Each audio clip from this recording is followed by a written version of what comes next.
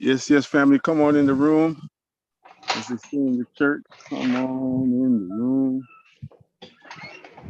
We're getting ready to get started. Just again, working through a few glitches, but please let us know where you're hailing from, where you are on the planet right now, as part of the global celebration of helping Africa by establishing schools at home and abroad.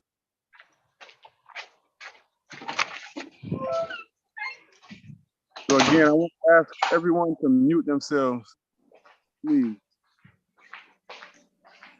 Probably the one I'm talking to don't even far away from the computer. Please mute yourself so we can make sure that we keep things in order.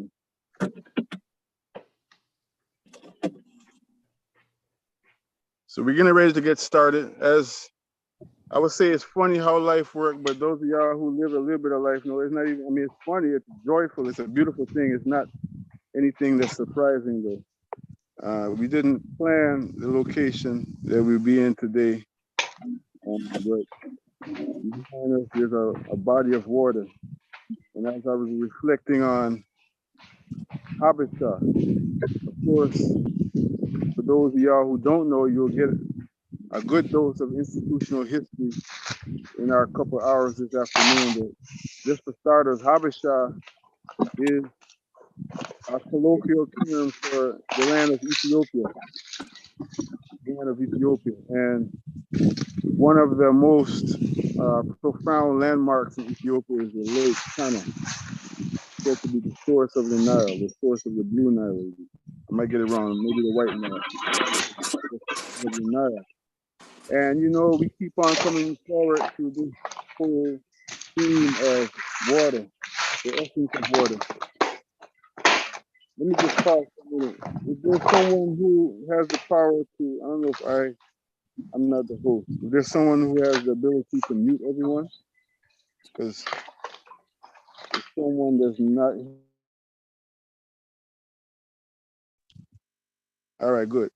So just saying in general that, you know, we are in a beautiful space in creation that always brings us home. And part of coming home is being at one with the elements. And the organization that we are here to celebrate today is definitely one who lives that. So I'm grateful to be sitting on a body of water on black land in the rural South, not too far away from where the founder of this organization first saw the light of day in this dispensation, we would say. But let's just deal with first things first. We want to welcome you all officially to this celebration of Habesha's 21st year, 21 years of helping Africa by establishing schools at home and abroad. And that is, you know, Habesha we can say is a noun, but it's absolutely also a verb. It's action-based. And that's why we're here to celebrate. That's why we're able to be here to celebrate. Not many things in this world are able to be sustained these days for 5 years, much less 20 years, 21 years, you know, unless those involved have tapped into some form of the formula. So we're grateful for those of y'all who are here today because you're a huge part of the formula. This is a family organization. And by family, we mean just that. We mean the network, the original network, as our creator has made us, that spans over the 7 continents, the 7 seas, and all that, and has really peopled the world and taught the world culture. You know, so that's what we're here to represent today with Habesha Incorporated, helping Africa by establishing schools at home and abroad. I want to greet those of y'all joining us on YouTube. I want to greet those of y'all joining us on Zoom, wherever you're joining us from. Thank you so much for linking up with us this afternoon. I want to first give thanks on a personal note for the opportunity to be here. Of course, I represent my family, my bloodline, those who have come before me, who shed their blood so that I can be here in this moment, and those who are still here with us. My parents, my mother is an ancestor, and my father is still here with us in the flesh, 97 years young. My children, my grandchild, all of us are here with me in this moment, and I take it seriously, and I want to present and welcome and introduce myself in that way as a model, as a remembrance to who we all are. We are there. The individualism that has plagued our society is something that is injected. We have never been an individualistic people, even though we have our uniqueness and we have absolutely a personal relationship in creation and with our creator and with everyone. However, we have always come here as one. And so on behalf of my family, I'm grateful to Habesha for the opportunity to represent a little bit, up front, as they would say. And I also want to, in the same breath, send our love and salutations to all of those behind the scenes who are always making what looks so good on camera look so good, and that's worldwide. That's our reality. So for all the soldiers, as we say in the Nyabingi, on the Lonesome Valley, for those who may not have a microphone in front of them or a camera in front of them, who are contributing to our liberation process, we honor you and we welcome you and we thank you. And also on behalf of the organization, Habesha, we're really grateful to all of you, our global family, for joining us today. I want to just set the tone by saying to you, reminding us that this is an opportunity for us to participate in our own liberation. And that happens in many different ways. Of course, emotionally, we already know. I ain't got to tell you what that's about. We hear and we feel good to be able to celebrate ourselves, to celebrate our victories, and to plot, plan new victories and the gaining of new ground. Also, on a very tangible level, it means to finance our own liberation. One of the most beautiful things, and this is again me speaking for myself, Ras Kofi, about Habesha Incorporated, is the fact that Habesha is funded by the people, for the people. Largely, the funding and even that which comes from other sources, it's not one of them cases of who paid a piper called the tune. Y'all know what I mean by that. Who paid a piper called the tune. Usually, when someone is the chief or the majority or the major beneficiary to an organization, or the major donor, or whatever you want to call it, the major funder, then they usually have a whole lot to say about the policy and the trajectory of that organization. So I love to repeat the Kiswahili proverb, Sauti ya watu ni sauti ya Mungu. The voice of the people is the voice of God. The voice of the people is the voice of the Almighty. And that is what Habesha represents, even in terms of its funding.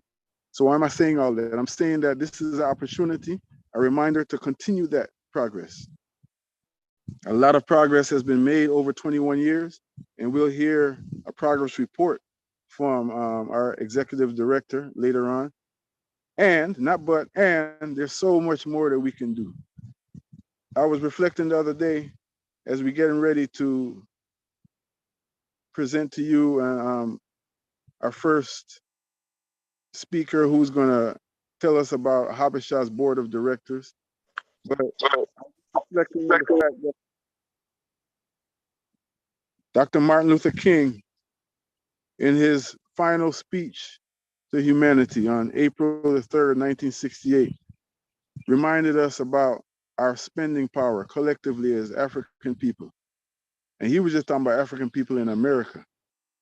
Habesha has been able to transcend that reality in terms of even our look at the global village in the model of the Pan-Africanists who have come before us, even in the model of His Imperial Majesty Haile Selassie, and many others, Kwame Nkrumah, and if we start calling names, we won't be able to stop, and they all deserve our honor. But the point is that this has been what we're here to do. We're here to establish a legacy for ourselves, and more than that, we're here to realize that part of our inheritance is power, is global power. So even if you look at it as the broken economic systems of the world, we still have a strength and a power and a great potential in that. And Dr. King reminded us of that. At that time, we were the sixth largest nation in the world in terms of economic strength. Again, I'm saying all that because this is absolutely, absolutely a fundraising event. This is an event, and not just for these 2 hours. What will happen, and we're speaking it into existence, is that everyone here who is celebrating with us will also spread the word to the friends and family and continue the ball rolling, continue that momentum in terms of us giving and financing our own liberation. In Habesha's case, that means financing the education of our people, practical education with skills that are proving themselves more and more relevant and valuable as the days roll on. And that's enough right there. And that ain't all Habesha does, but let's just stop with that right there for a minute. Right? And we're gonna stop there. And I'm known to be long-winded at times. So I'm check myself. If the schedule says I got 5 minutes, I'm gonna take 3 minutes. From now on, just as a matter of self-governance. As I said, this is a practice, this is an exercise in self-governance. That's what we're here to celebrate today. An organization who has taken up that mantle, has taken up that opportunity of self-governance. And really and truly, it's not special to Habesha, that's something for all of us. However, we give thanks for those who just see the light and make it happen as a reminder to all of us, right? So without any further ado, we're going to have a presentation by Mama Rita Mitchell. And we can definitely say in more ways than one, she's the mother of Habesha. All right. And she's going to introduce our educational director and talk a little bit about the Kweku Andu Sustainability Institute. So if the host can unmute Mama Rita and let her come up front. Mama Rita, thank you so much. Greetings. Can everyone hear me? Okay, good.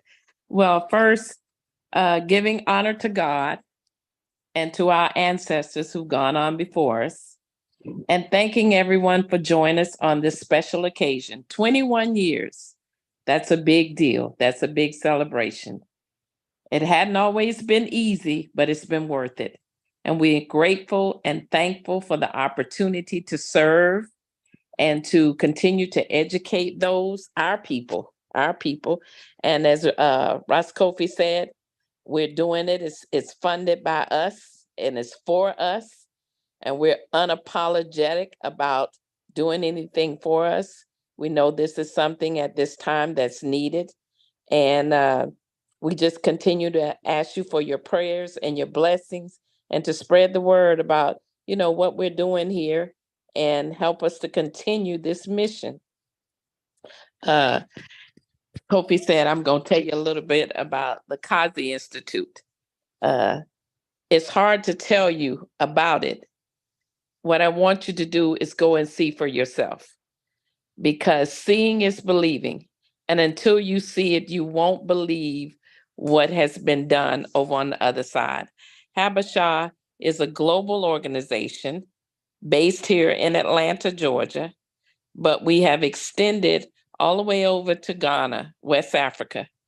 And the Kazi Institute is an institute where we can grow, we can learn, and we can heal. It sits in the Volta, which is the eastern region of Ghana, about 5 acres. And you can see the renditions of the whole institute online. And like I said, it is a place of healing. It is the place of growing. It is the place of learning many skills that our ancestors have used and that we will continue to use, and that's very much needed. I'm going to tell you a little bit about our organization in whole. Executive director, who is Kashawn Myers. I'm his mother. But in no way am I the one who helped to shape him and mold him only. It took a village. We're from a small town called Woodbine, Georgia. Most of you've never even heard of that. It's in Southeast Georgia, located off the coast, but a very small town. But in that small town is where we got our values from, where we were loved, where we were nurtured, where the whole community raised him. So he is the part of the brains behind the organization. And he's the one that's been leading and guiding and has this vision. But along with him being the visionary, he had a lot of people there helping, a lot of people behind the scenes, a lot of people who just continue to motivate, to support, to encourage, to help him along the way. His wife, Siobhan, has been very instrumental in helping with this journey, being there to help him shape, to help him to be able to go out and do what he needed to do. He's a father. He's a leader. He's a teacher. He comes from a long line of educators. He's a friend. He's a man that believes in God and the Most High. He is my parents' grandson who has modeled a lot of their behavior. And we're thankful and we give honor to the ancestors for what they have imparted in him. And we thank God for the knowledge that he has given him to be able to even be on this journey. And today I just want to say thank you. Thank you for joining us. Thank you for supporting us. Thank you for being a part of the 21 years. Some of you were here from the very beginning. Some of you joined on later. It doesn't matter when you came on, you are part of our family, and we're grateful to have you. So I want to just say thank you, thank you, thank you.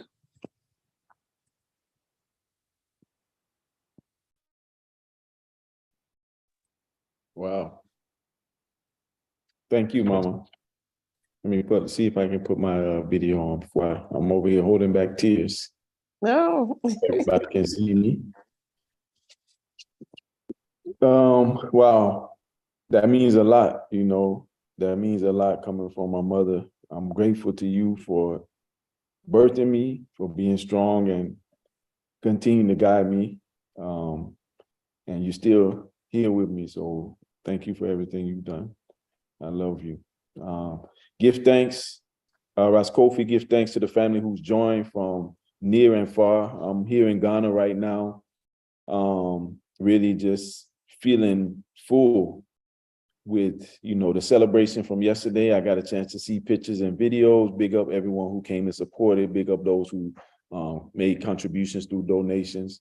So yeah, you know, it's just beautiful. So give thanks for all who are celebrating this 21 years with us. You know, as was shared earlier, this has really been a team effort, and I want to big up the events team from yesterday for doing their work. Brother Masterpiece in particular for taking the lead, but all of those, and really congratulating our honorees, Brother Charles and Sister Raina, Brother Tanisio, Sister Ruby, and Sister Terry. The honors are well deserved, and you know, we want to continue to highlight and showcase our family, because the reality is the people we honored last night were the ones who really, they make HABESHA.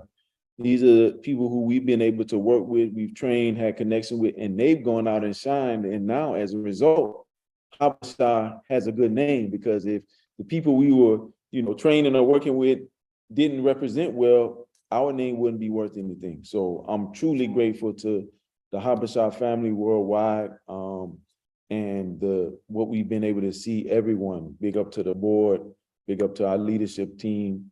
This is really a win, you know, for all of us. And as we've been joking, we've been saying that HABESHA is 21 now, you know, we legal. You know, what does that mean? That don't mean we're going out and drink a whole bunch of alcohol and party and this and that. No, that just means now we're in the next stage of growth. And it's no coincidence that a few things have happened within this, you know, 20 or 21 years. The opening of the Kwaku Ando Sustainability Institute here in Ghana. And an initiative that we'll be launching tonight as well. So, there's a lot going on that we're excited about. We're grateful. So this is really a celebration. We got a lot of the HABESHA family on the line who we want to hear from. I want to also big up the Judge Mach Kwasi, another one of our board members who has been instrumental in supporting, HABESHA since the beginning, even before. And Kwasi, I don't know if they can come on the line and just give a word sound as a board member, and then we can continue. So to me, this is really a chance for us to connect, to share, to build, to celebrate. We'll be giving updates on, where Kazi is, in addition to some of the initiatives that we have.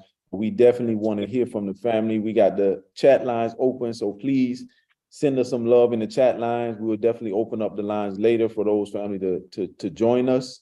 But I'm excited just about what's to come, what's here now with us as we celebrate, but really more what's to come for HABESHA in the future. And most gratitude for those who have been around, not only from the beginning, but even from just yesterday, if you found out, because we want to continue to build our family. Big up the farmer as well, for always coming through and supporting the works that we do. Kwasi, do you have anything you want to share? Yes, greetings and blessings. Can everyone hear me? And I'm noticing that me, you, and Kofi, we didn't plan this out, but me and you, Kwasi, got on the same shirt. Kofi got on the cultivate. I need one of those. We that's the alignment for real, for real. We didn't plan this out. This was just natural. Especially me and Kwasi, we ain't planned this out. No, we didn't. It's beautiful. It's beautiful. Look at that. Look at that.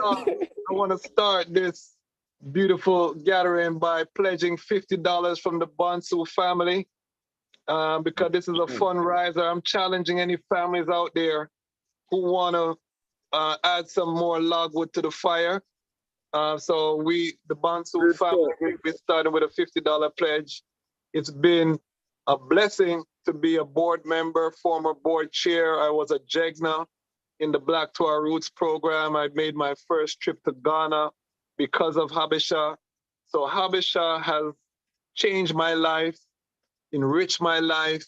It's been a blessing. A lot of my Atlanta family is direct result of the work of HABESHA. Bingi Shan is like my brother, K Shan is like my brother from Howard University days up until now. So we spoke about this time, as young students. We were both ambitious, we were both hardworking, and to see it now, as you say, we're legal 21 years later, to see that we have an institute on the continent, that we are actually helping Africa by establishing schools at home and abroad in a real life. It makes my heart overwhelmed with joy. And I just want to really big up all of the workers, because again, HABESHA is not just an organization of 501c3, which you will receive tax deductible benefits if you donate and match the Bonsu family. Let's put that aside for 1 second. HABESHA is a way of life, and anybody who's been to a HABESHA event knows what I'm talking about. And I saw the video from last night. I see some people were trying to dance better than me, and I'm gonna take the L because a couple of them had some nice steps. It's okay, but I'm gonna practice, and the next time I come down there, we're gonna see. So I just want to say big up all of the HABESHA family. Let's try to raise, our goal for this year is 21,000. Bonsu family, we kicking it off with 50. We want to see some matching pledges, and I'm going to hand it back over to the host. Give thanks. Respect the Judge Mach Kwasi, and I would say challenge accepted. So the Kwana family are going to join you in that with a $50 pledge immediately. And that's what it's about, family. Let's keep the fire blazing. I know, Bingi Shan, I know you're getting ready to make a presentation though, right? We're not kicked it back to me, but I want to make sure. Okay, yes, sir. So I'm hoping that my everything can, if I can share the screen. I don't know if I can be made host, Kwasi, if I'm not already made host. and I'll share my screen and talk a little bit about the Institute. Kwasi, do we have the video as well that we will share? Yeah, we do have the video, but hold on, let me make you the host. While all of that is going on, family, just want to remind you that you can go to HABESHAINC.org right now. HABESHAINC.org. You can go to HABESHAINC.org and find out about the many ways that you can donate and you can participate in your own liberation. So that's what we're here for. The brother gave us the bottom line, like the bottom floor goal in terms of what we're going to raise this year. We know we can even do much better than that, you know, and we ain't gonna start clowning in terms of what we spend our money on, and just because it's not about shaming anybody, making anyone feel bad for their choices. We just say we can start new today. It's actually the full moon, a time of release. So we can release the spirit of waste right now. We can release the spirit of scatteredness and all them kind of things and put our real focus on some real tangible things that are going to help our family and our people for the long run. And one of those organizations that has stood the test of time, again, 21 years is not a short time. It's a short time in the eyes of the Most High. You know, like a day is 1,000 years, and at the same time, for this organization to be self-sustained and building and building and building and refining and refining and refining for 21 years is a great testament. So we're gonna kick it back over now. I think Binga Sean is ready. Our executive director.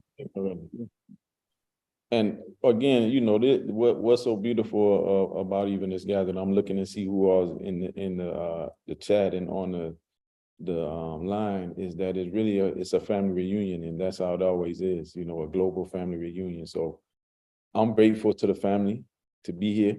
I hope everyone can see my screen.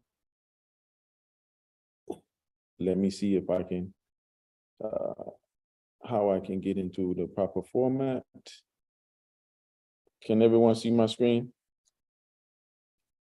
I can't even, okay, I'm hoping you can. All right.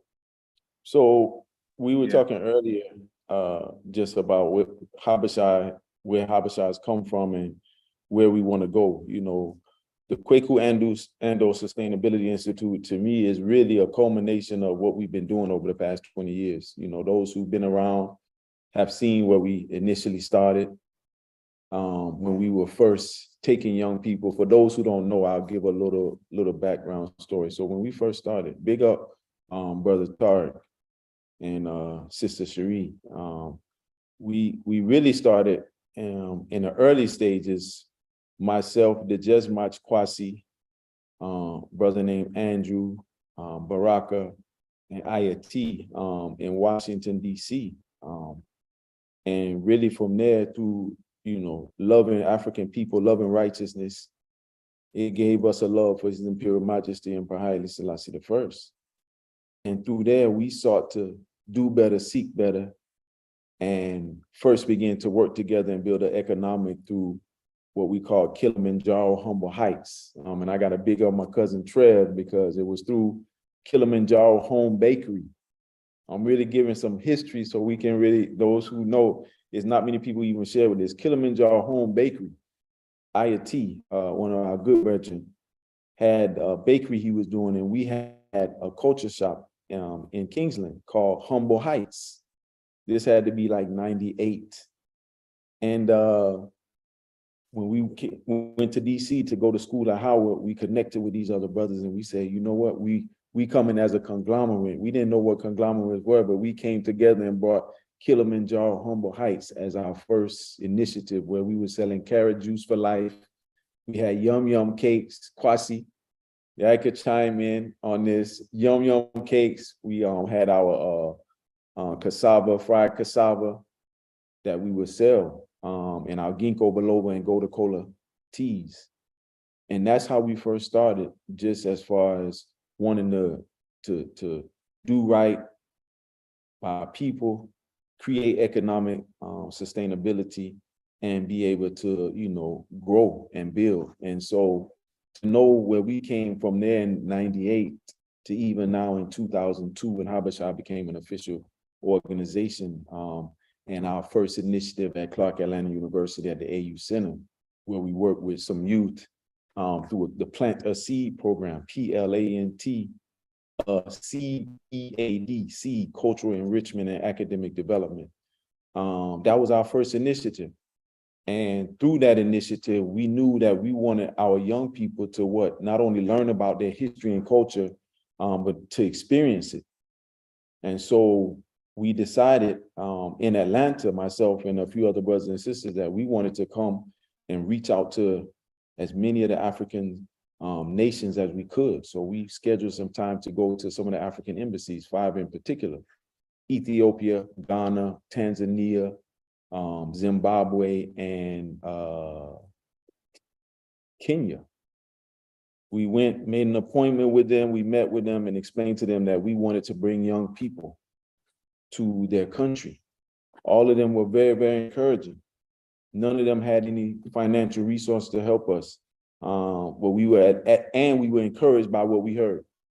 So based on that, we returned and we had connections. Big up Ross Ariel, big up Sister Imara, who were instrumental in helping us to make those connections. And eventually in 2003, 2004, we traveled to Ghana, met with Ross Ariel, big up info-ghana.com at the time, also Earthseed, big up Earthseed, who helped us and supported us. And within a 4-month period, we were there from December 2003 to January 2004.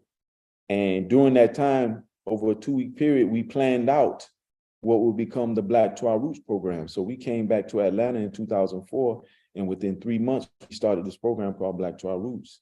And that was March. And by July, we were taking our first set of youth to Ghana, 5 youth and 2 adults. Big up to Sister DeWanda Farmer, wherever you are, if you're hearing this. That's really where it started in 2004. And subsequently, every year, consecutively, we were taking young people from Atlanta initially. Then we, as Kwasi mentioned, Washington, D.C. came in, New York, Baltimore, St. Thomas, Virgin Islands were traveling with us through Black to Our Roots over the years. And in 2012, we added not only Ghana, we added Ethiopia, where the youth were traveling to both Ethiopia and Ghana over basically a month. And as a result, we continue to build relationships with our brothers and sisters, particularly here in Ghana.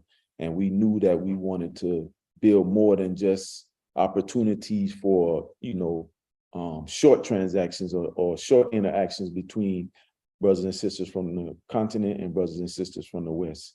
So we also started bringing adults, and that has grown.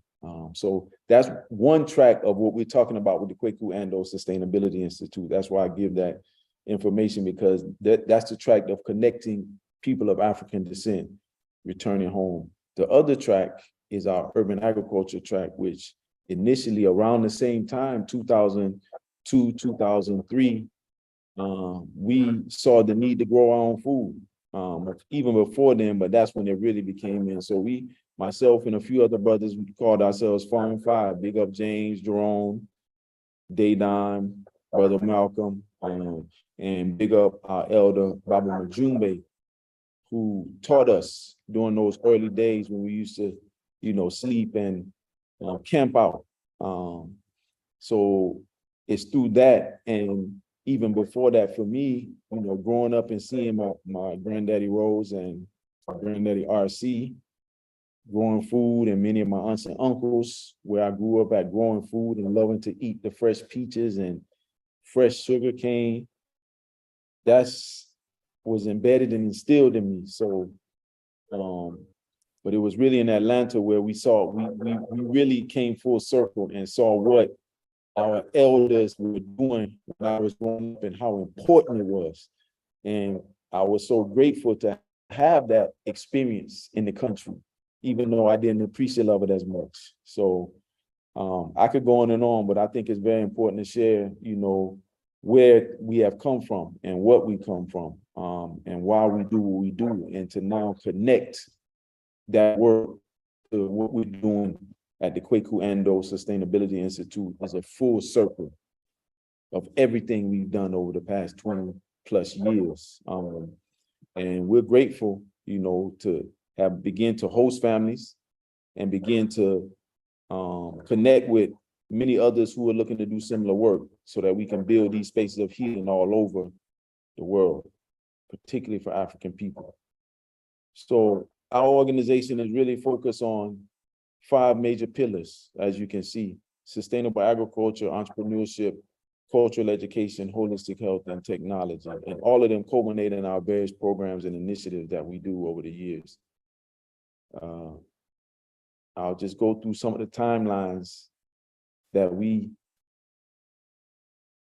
have had since our founding. Some of the major ones, where's Ross Kofi at? I want to big up Ross Kofi on this because I didn't get a chance to, I don't get a chance to tell the story as much, but in 2004, when we had this event, it wasn't initially called, 2003, it wasn't called the Organic Fest.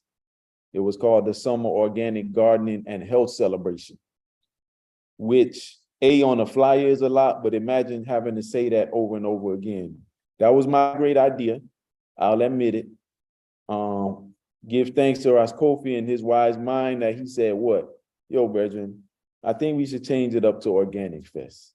And when he said it, it just flowed so well off his tongue that it made perfect sense. I wasn't in objection at all. But give thanks to Ross Kofi because I don't think we could, that would have lasted much longer if we would have kept with some organic gardening and health celebration. That would have been a lot. But these are some of the initiatives that we've had, our program. So Organic Fest was an event which helped to usher in a lot of the work that we were doing in urban agriculture, because it gave us a chance to build on and bring people together around this work. And again, it was through Ross Kofi where we had the Healers Garden Club on WRG, big up WRG and all of the air shifters who supported us over the years. And really, that's where we began. And it was from the Healers Garden Club that we began to, people say, hey, we want to learn in person now, not just on the radio. So that's how Organic Fest came about. And again, you know, since then it's continued. So we're grateful for that. But as a result of that, that's where like 2004 Sustainable Seeds, which is our program working with young people, who, you know, connecting with them in the garden, using that as a teaching tool, outdoor classroom, if you will. Many of these terminologies back then weren't known, but now we know these, just like commonality, outdoor garden, organic agriculture, all of these things. But this is when we saw the need. And as I mentioned, the Black Tar Roots program in 2004 was very monumental for us, because we got a chance to connect young people to the continent in the flesh. And 2007, we inaugurated the HABESHA Gardens Complex in Southwest Atlanta, which is still our home to this day. And we've been cultivating that space from that time until this time. And the HABESHA Works program, which you'll hear probably many of our alumni on the line tonight, big up the HABESHA Works family, was started in 2011. We got a lot of those 2011 family members still around and doing big things in Metro Atlanta and beyond. And in 2015, the Golden Growers, which is our program focused on our elders, because we know, as the African proverb says, when an elder passes, a whole library burns down. And what that means is that our elders are our wealth. And so we wanted to be able to connect with those elders and help them reconnect with the land. And as a result, we also in that same year started the in 2017, started the Golden Seeds program, which was a combination of sustainable seeds, which was for our young people, and golden growers. So we had a chance to have intergenerational healing, intergenerational conversation between our youth and our elders. 2017 also ushered in the Urban Green Jobs program, which was focused on sustainability from a green infrastructure, watershed management perspective, incorporating how we utilize our natural surroundings to build. Our goal with everything we do is to look at things from a Pan-African and African-centered perspective. So Urban Green Jobs really looked at what structures or what ways can we tap into the future of what future do we want to see. This was before Wakanda. came about right before Black Panther. But again, we saw that this was a part, and I would say this was actually around the same time that we began our initiative preparing for Kazi and really beginning to actualize that. In that same year in Ghana, we organized the Black Star Fest, which was a celebration of Pan-African unity, of course, making a connection between the Honorable Marcus Messiah Garvey and Kwame Nkrumah. We'll continue the Black Star Fest. Now we have Kazi, so we'll continue that space. And some may seem that, you know, others have taken on the name and using it, Black Star Line or Black Star Fest. I think there's enough love for everyone, so we want to continue to have that. In 2020, we launched an initiative, an advanced training initiative for urban agriculture called HALO, the Urban HABESHA Agriculture Leadership Opportunity. And big up Sister Stephanie, Sister Cicely, and all those who have been supporting that initiative, and big up to those who've gone through that training who are now making big moves in urban ag. And last year, October, we were fortunate enough to inaugurate the Kwaku Ando Sustainability Institute. So these are some of the initiatives for those who may not know a little bit about us, to see, you know, what 21 years looks like and what's coming and beyond. I'm grateful that we've had the support over those years. Kazi is, again, the crown jewel up to this time. And for those who've been, you know, if you know, you know. But those who don't know, Kazi is really, it's a jewel in every sense, because where it's situated is a space that is really like a vortex, Liate Wote in the Volta region of Ghana. This space is particularly powerful because it has two of Ghana's most revered natural wonders. One is Afadjato, which is Ghana's tallest mountain. And the second is Tagbo, which is Ghana's second tallest waterfall. So Kazi sits in the foothills of these mountains and the waterfall. And actually the water from the waterfall is what borders the land of Kazi. So we have fresh water all the time. This right here is actually a letter, for those who can see, from Togbe, which is the king, or what some people would call the chief of Liate Wote. And this is dated 2006. At this time, we initially helped to bring electricity to the clinic. So if you see the two pictures, one on the top is some of the youth shaking their hands with Togbe. Big up to Tavon. I'm sure he's somewhere in the air right now flying for Delta. So big up to the whole Liberated Minds crew as well. This bottom picture is us pointing to the light that we helped to bring electricity. So you can see Olu in the picture. I see Samir, look like Ishak, Sister Nyla, Iran. So some old school. I don't know if that's Jareel as well. Big up Jareel if he's around.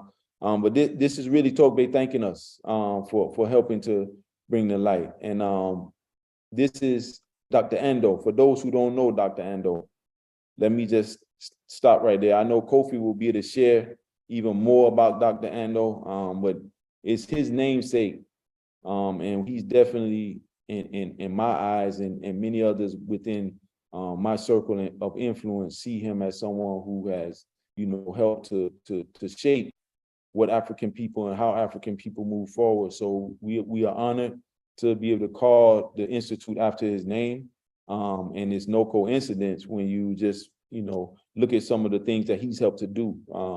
None less than be the person who introduced Moringa to the West. Now Moringa is super popular, we know it, but it's really through his work helped to bring this healing plant to many of the people in the West, and now we see it as a wonder plant. But there's so much more that Dr. Ando has done from the research that he's done on medicinal herbs, particularly in tropical West Africa, even to him being commissioned by Kwame Nkrumah to help build the Kwame Nkrumah University of Science and Technology Botanical Garden. He was also a part of the original horticulture department at Kwame Nkrumah University. Dr. Ando is a powerful ancestor, and we're honored to be able to, you know, continue in that work. And we encourage everyone to learn more about him. I just found some videos of Dr. Ando online. Brother Yao, if you're on the line, he shared with me powerful video of Dr. Ando and how he's being able to to transform our minds and thoughts. And so anyone who's met Dr. Ando has their stories about him, but we're grateful to have his name as a part of our institute, and we want to continue in that legacy. So give thanks again, Dr. Ando, for everything that you continue to do, and we want to continue to honor you through our words and our works. So that's a blessing for us. Really, these are we talked earlier about the pillars for Kazi. Learn, explore, heal, and restore. That's really what the space is about. It's for us to use as for us and by us as African people, a place that we can share our knowledge, that we can share what has been passed on to us and what we see now that the world is actually returning to, right? The ways of our ancestors, the world is returning. If anything, that's what COVID taught us. COVID taught us that we have to return to those ways of being close to nature, because I can clearly remember even here in Ghana, the call and the push that was continued to be eat your local foods, use your local plants, connect with the earth. These were the calls. And so I'm grateful that that's what our ancestors always did, and it was very much easy for us to do it. And we saw that worldwide. So Kazi is a place for us to be able to use that to learn, to be able to share with others the knowledge of our ancestors, whether it's around the healing herbs, whether it's around our food that we eat, whether it's around the buildings that we construct, whether it's around how we get our energy, whether it's around how we use our water sources, whatever it may be around our mental, spiritual, and emotional health. That's part of what we want to be able to learn how to heal and grow and build within ourselves. And a part of that is through exploring, for us to be able to see, because many times we've been taken away. We've been told not to connect with ourselves, to connect with something outside of ourselves. So it's time for us to not be afraid of who we are and to learn more about who we are. As they say, we want to dig deep, and we know there's fertile soil under there. So we want to continue to dig. And as we continue to dig, that's where our healing comes. Because now, when we have a place for us and by us that we can use to heal and use methodologies that we've seen that work, that are for us. We know the first thing is nature therapy, being in a space to where we don't have those distractions, being in a space where we can be in tune with everything that's around us. That's very, very critical. That becomes a mechanism and a fertile ground for healing. Eating the healing foods, getting all of the natural elements, the natural spring water to cleanse ourselves, to drink. All of these things are part of what we want to do, because Kazi really ultimately is a space to heal from the negative effects of our enslavement as African people by Europeans, Arabs, and others, as well as those effects from colonialism, Jim Crow, et cetera, et cetera. We need a space for us. We need more than one space. And so Kazi really is designed to be a template that we can continue to replicate, particularly throughout Africa, but wherever African people are. And by doing these things, we can now restore not only ourselves, but we can restore the world. As a farmer myself, anytime I'm having issues, if I have fruit and my fruit aren't coming out as strong and healthy as I want, the first thing I'm doing is I'm asking myself, what are the roots not getting? What are my roots not getting? That means what nutrient isn't the plant getting? But it comes from what? The roots, right? And when I can feed and nurture the roots, guess what? More times than not, my plants are going to be strong. My fruit is going to be strong. So I say Mama Africa is the root, and the rest of the world is her fruit.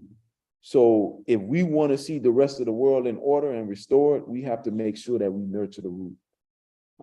And that's really, what HABESHA is about, and really a part of what our future is for the next 20 plus years, is making sure we continue to nurture the root so that we can restore to our rightful place as African people. A little bit about Kazi and what we do. As I mentioned, we have these training modules. One of the plants that we use the most, and that's a part of our training modules, is bamboo. Right here, you can see one of the pavilions that we have at Kazi using bamboo structure. Big up to Bamboo Bill Ghana, Brother Livingston, for the work that he's put in. Where we are is abundance in bamboo. And so we also know that bamboo, to me, is as close to what we could call a renewable plant as possible, right? Even though we, they technically are not renewing, but the way they grow so quickly, within a 4-year time of maturity, and how quickly the more you harvest, the more they grow. Bamboo is a grass, so it continues to grow and grow and grow. It can be used for food, fuel, and fiber, right? So it has so many beneficial uses. For construction, it's used a lot here in Ghana and throughout the world. But we wanted to highlight the uses of bamboo, and particularly our bamboo pavilion. We first, in order to build this pavilion, we use a few different methods, because one thing we always want to do is to learn. We're a research institute, so we want to learn what are the methods and ways that we can utilize the resources around us. So this is actually the Tagbo River, so bordering Kazi, and we use one of the methods, which is an immersion method, by poking a hole directly through these long stalks of bamboo to allow water to go through. And over that time, the water now rinses out all of the starch in the bamboo. And as a result, anybody who's in, please, if you just turn your voice on mute, please, or if the host can do that. So the water goes through and runs the starch out, and the idea is that insects won't want to eat because there's no starch inside, which is the nutrients that they need. So we submerge them for several days in this water and let it flush everything out. This is one of the methods that we use in construction. These are some of the sizes of the bamboo that we harvested from our land, between 30 to 40 feet, many of them. And this is just a process. These are the early days of us. There's nothing around, our first few structures. This is what the roof looks like before what they call the purlins. I'm hoping everyone can see this. I don't know how my time is, so possibly tell me, as far, not even time, but also if my video and my voice, everything is aligned. Let me know if I'm off. Perfect. Yeah, perfect voice. The time, we're gonna need a little bit of the abbreviated version, but they are very captivating. Continue. Yeah. No, and I know, see, I get it from Kofi. Kofi done ran off on me too long. He long in the tooth, so I'm getting like Kofi. So I'm gonna just speed up a little bit. This is what the pavilion looks like now. And as you can see behind us, encircled in the pavilion is bamboo. And what we did with this, something that was a little different, and big up brother Brandon Rogers at Migrating Culture. We used on the foundation, we use bamboo instead of what they call in the West, they call rebar.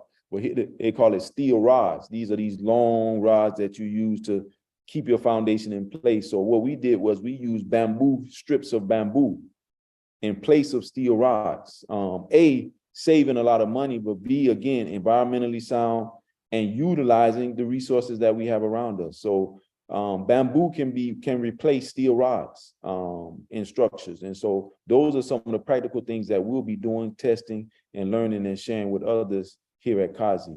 Again, as I mentioned, Migrating Culture, we partner with Migrating Culture to do particularly the work around the ecodomes that we built. These structures, if you think about paper mache, you blow up a balloon, right? And then you put the sugar water with the string around the balloon. And then after a time, you pop the balloon and that sugar water dries and you have this, semi-permanent structure, if you will. So the same concept goes with these ecodomes, where we blow up this huge balloon and then steel rods go around it. We didn't use bamboo for this one, but that's one of our goals, to try to use bamboo just as we did with the steel rods for the foundation. Up to now, we've only done steel rods on the foundation, on the bamboo on the trunk. We want to continue. So, yeah, short game is where you score.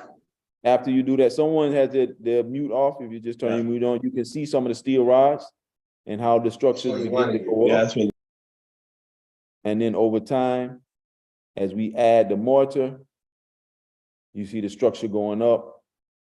Here, we're meeting with some sisters who are the main suppliers of thatch, which is the grass that we use for the roofing. So I love the system that they have in place to where, you know, everyone brings all of the thatch from all over. Certain times of the year you go, they bring the thatch and you negotiate with these sisters, they load you on. So we were happy to support them. And the work that was done by those who did the thatch was very immaculate. So we're grateful for the brothers. That's something that we actually will be training here at Kazi as well, how to do this traditional thatch roof. So these are what the echo domes look like. And then we have our echo octagons, which, as you can see in the background here and all of this, we use laterite soil to make our blocks. We made our own blocks. As we mentioned, the Kwame Nkrumah University of Science and Technology, we use a machine that was actually patented by these young people, a block press to make our echo blocks. For the construction of this phase, which is phase 1 of Kasi, the 5 acres, we use over 20,000 blocks. We made over 20,000 blocks as well. These are what the blocks look like that we make. And these are the structures that were made with those particular blocks. Again, I love this picture for so many reasons. But this is really a snapshot of the, you know, the main housing and our solar energy area. We're completely 100% on solar. We have boreholes or wells on site, one for agricultural use, one for residential use. We also have a man-made well that we dug, and we also catch all of our rainwater. Currently, we channel it into the ground so that it can feed out slowly throughout our, you know, spaces to help irrigate. We do have the river behind us. We don't use that river for irrigation. Because we don't want to in any way damage that river, but even more so, you know, it's a taboo to do anything that could potentially damage the river. There's no fishing allowed from a longer time. So as I tell people all the time, African people were the first green people, because within the town of Liatewote, when they first settled in this space, they put down that, you know, no one should ever fish from this place. So there's never any garbage, debris, anything. It's pristine water, and it's been that time. So we're grateful to have the space. But this picture right here outlines all of the components of Kazi that we have. You can see them here. This is an outline. You can see the various components that we have, from our bamboo pavilion to our echo domes, our octagons, our agricultural spaces. And the beautiful thing about it is that this is really set to be a model that can be replicated again throughout, both from a teaching and training perspective, but also from a perspective of living. Within this first phase, we also have various agricultural spaces. One is called the George Washington Carver Fruit Orchard. This is an outline of what we have, over 80 fruit trees in this area that we've outlined, many of the tropical fruit trees from around the world. We planted most of them about 2 years ago, so they have another 3 to 5 years before they are fully mature. We always like to honor our ancestors in everything that we do. Another one of our great ancestors, Sister Wangari Maathai, we honored her in having a space named after her, which is our indigenous food forest, where we have over 100 fruit trees that we planted as well. Another one of our great ancestors, Dr. Laila Africa, we've also created a space that we can honor him and the work that he's done for our healing as African people as well. So these are some of the spaces around Kazi. In addition to everything else we also have bamboo bikes, which is the official transportation at Kazi. And it's also something that we will be training those of our brothers and sisters from the West how to make, and even, you know, throughout with whoever come to Kazi, this will be one of our training modules. We have a space we call our bamboo sanctuary, which is our tent camping, and it's fully self-sustained. As a part of that, we have what we call our rocket stove and our cob oven, where we can bake pizzas, we can cook. All of this is within our bamboo sanctuary. Big up Brother Sharif for helping with the design, and Rashni. And just big up to the entire team here in Ghana, and particularly in Liate Wote, Brother Maltor, Brother Gosway, Sister Aquia, everyone else, Etanam, Josephine, for Mausi, all of the family who were there, really the whole Liate Wote family, because really this institute is really something that is to highlight what has already been going on in this particular community. The people live naturally already. They use bamboo, they use these natural methods. Unfortunately, the Western, philosophy tries to push many of our brothers and sisters towards going away from their culture and their roots and going to more what the West deems as viable. So a lot of these ways we're losing. And so what Kazi is really here to do is to help highlight and uplift these ancient knowledge and skills bases, because this is the original knowledge. This is high science. So we want to be able to do that. So speaking of that, you can see in the cob oven, we're baking our pizzas, boiling our peanuts that we've grown. This is in the bamboo sanctuary. So again, give thanks. I know I'm a little long in the tooth as my brother Ross Kofi is. I get it from him since he's my big brother. But that's a little bit about Kazi. As was said earlier, you should come. We always encourage our brothers and sisters to come. We have various training programs. KaziInstitute.org is the name of the website where you can find out about our various training modules. And again, we are so happy that in this 21st year and during the 22nd year, we were able to, during the 20th year, we were able to launch Kazi, which is our crown jewel that we will continue to build on. So yeah, Roscoe, give thanks. And I was glad that the I was able to come to the pre-launch and see and behold, because, again, we go way, way forward. And the fact that, you are a village man with my queen from the same village, big up everyone in that village, and particularly big up Baba Yusi on your side, because he also is someone that we have been inspired by. And so we say that we're standing on the shoulders of all of those who came before us in the work that we've done to heal and liberate African people. This is not in a vacuum. This is by all means because of everyone that has come before us, both in our blood lineage and those who've inspired us. So again, we pray that this will be just the beginning of what Kazi does to help inspire others to continue the work that they're doing for their own healing and their own liberation. Yeah, but give thanks. That's it. Give thanks for our brother, Bingishan Kashan Myers, Executive Director. And whether long-winded or not, it was, as Dejazma said, very engaging. There's so much you said there. And as we transition, we have less than an hour and a lot to accomplish. I see questions coming into the chat room, and please be mindful, we will have a Q&A at the end.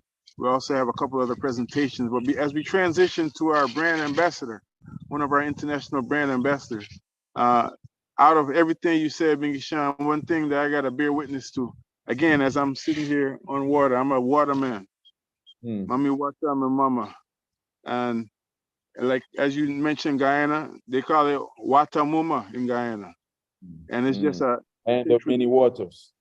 Yeah, but there's even the traditional, like what they call Mami Wata in the West, they call her Mama Watamuma. And Guyana, how the black water is, Yeah. All of that to say the way in which the family treats water is such a beautiful example of our potential. So not just even Liate Wote, but that just always stick with me from I went there and seeing how you can just drink. This would be considered a small town in the West, a village, a big village, and with people, everything. But it's like in those simple things, the way that the water is treated, it gives you so much. We don't deal with hope, but it gives you so much encouragement in terms of our potential and what we can do, what we can achieve collectively to create a paradise here on earth. So we're grateful for your work, your vision, and all the family that has supported that vision, and and even part of your vision being one who's understanding of the key principles of leadership. which mean that leadership don't mean domination, you know. So you surround yourself with ones who sharpen the steel, sharpen the iron, and that's part of the testament of how Habesha has been successful. So much love to our brother Kashan. We want to transition now to a word from our international brand ambassador. Another reflection of the growth of Habesha, the organic growth of Habesha, you know, is that again we speaking to the people in the language of the people. And that's always been the case, and now naturally, as things expand, things expand. Let's hear from our brother Kabaka Pyramid.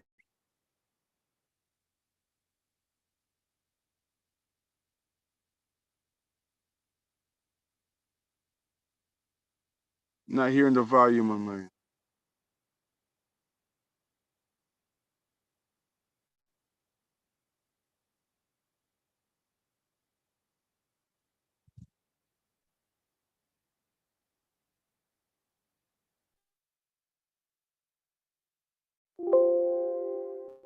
Years of great works, Rastafari. Blessed love, this is Kabaka Pyramid. Just want to say happy Earth Strong to the whole Habesha family. Seeing 21 years of great works, Rastafari people in communities all over the place. You know what I mean? Give thanks and praise to Habesha and the world. Glad to be affiliated, you know what I mean? So this is Kabaka Pyramid, saying happy Earth Strong to Habesha. One more time, give thanks and praise.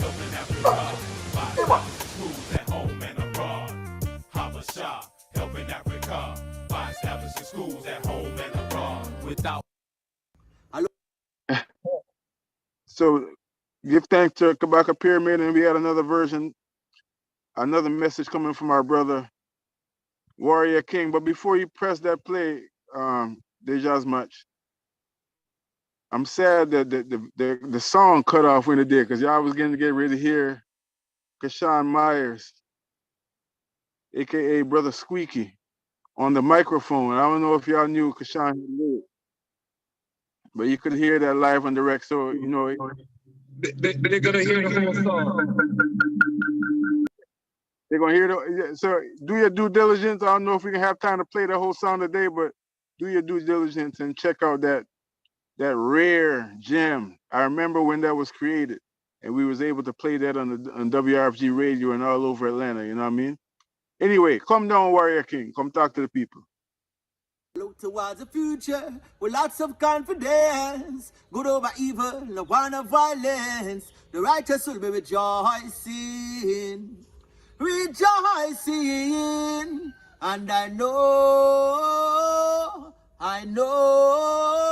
all Africa shall be free.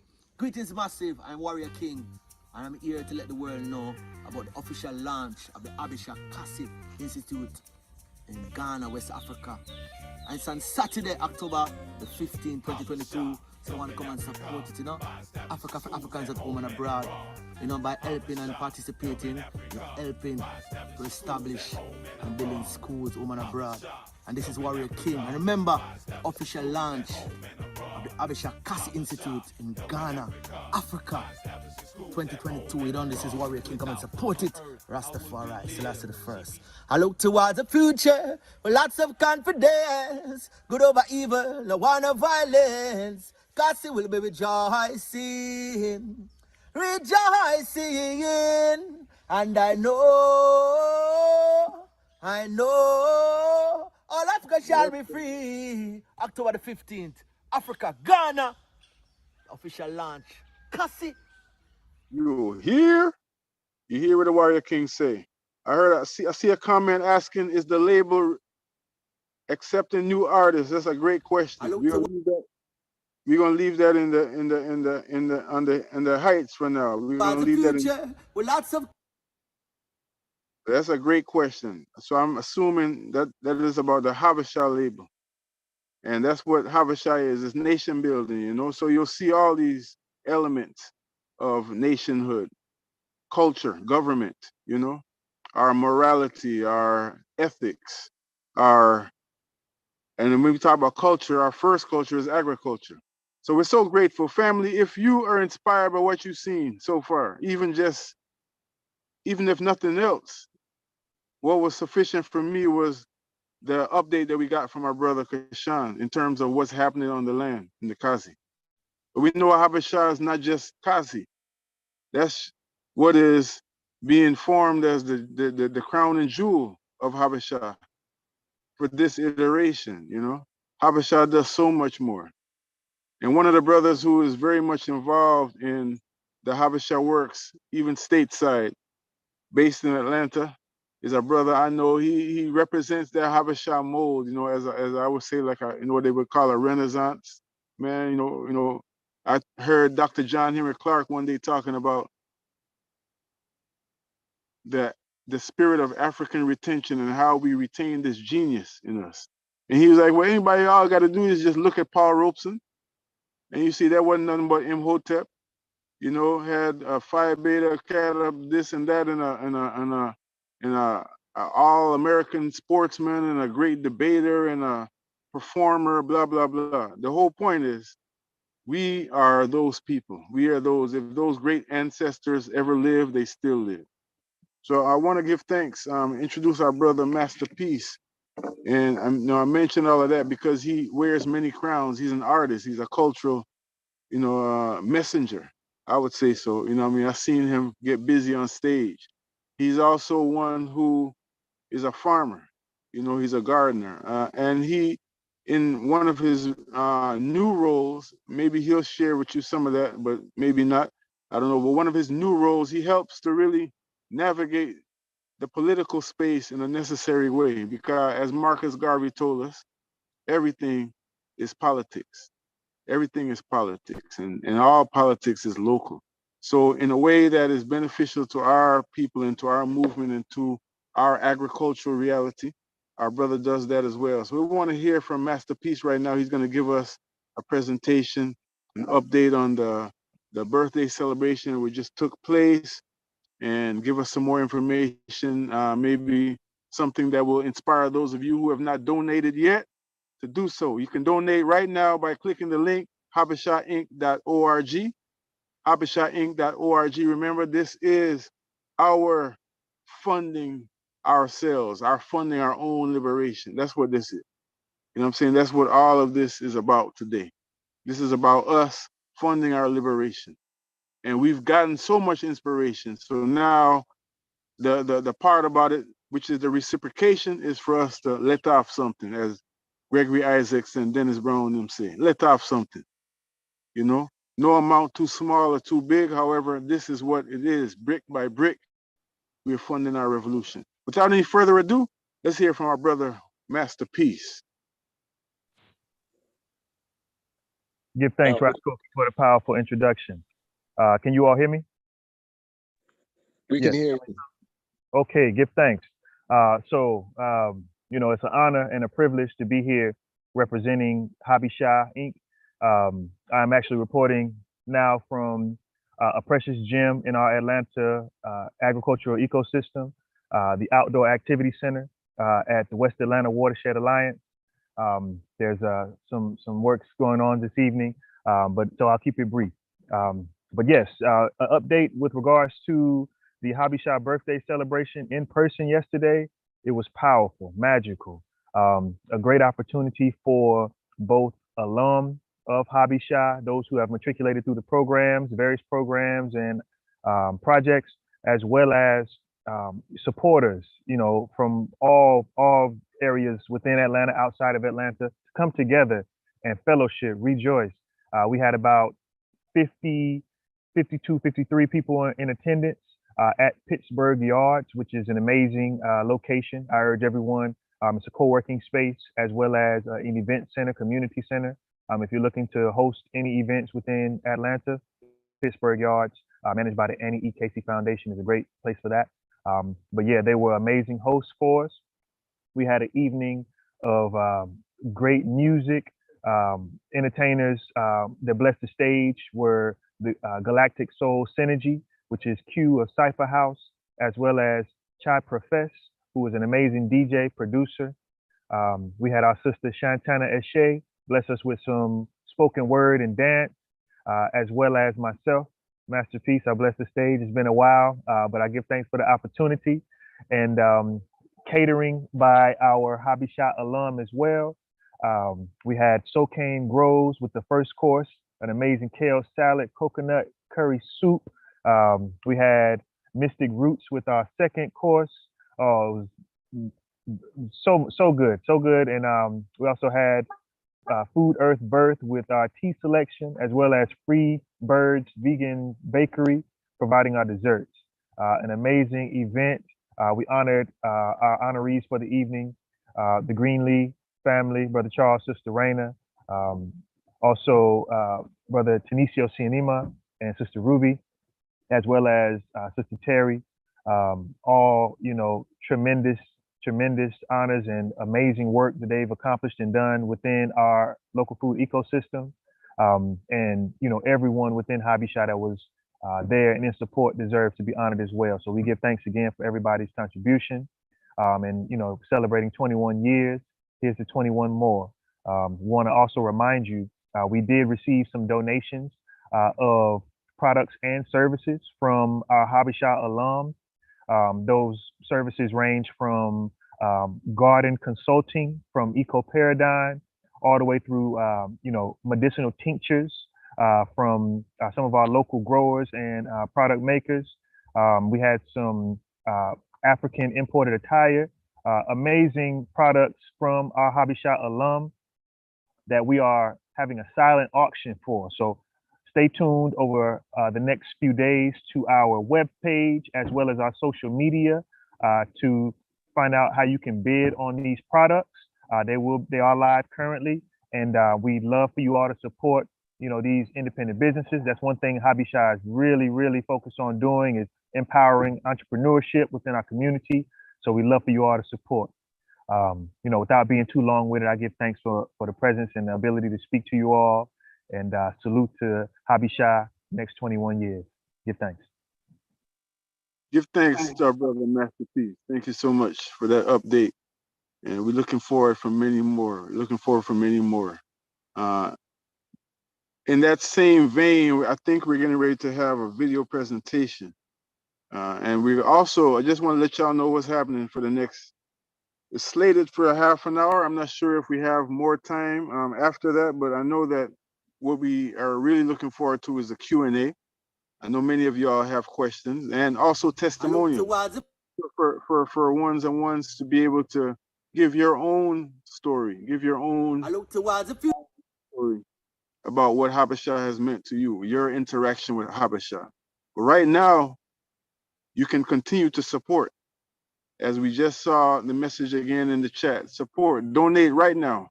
Support HABESHA work, support CASI, support all these various things, initiatives that are going on, sustainable initiatives, not just something that's just good for a feel good. There's nothing wrong with feel good, However, to be able to establish something that feel good perpetually in cycles and circles, that's institution building, and that's what the gift to our children is, and that's what HABESHA is.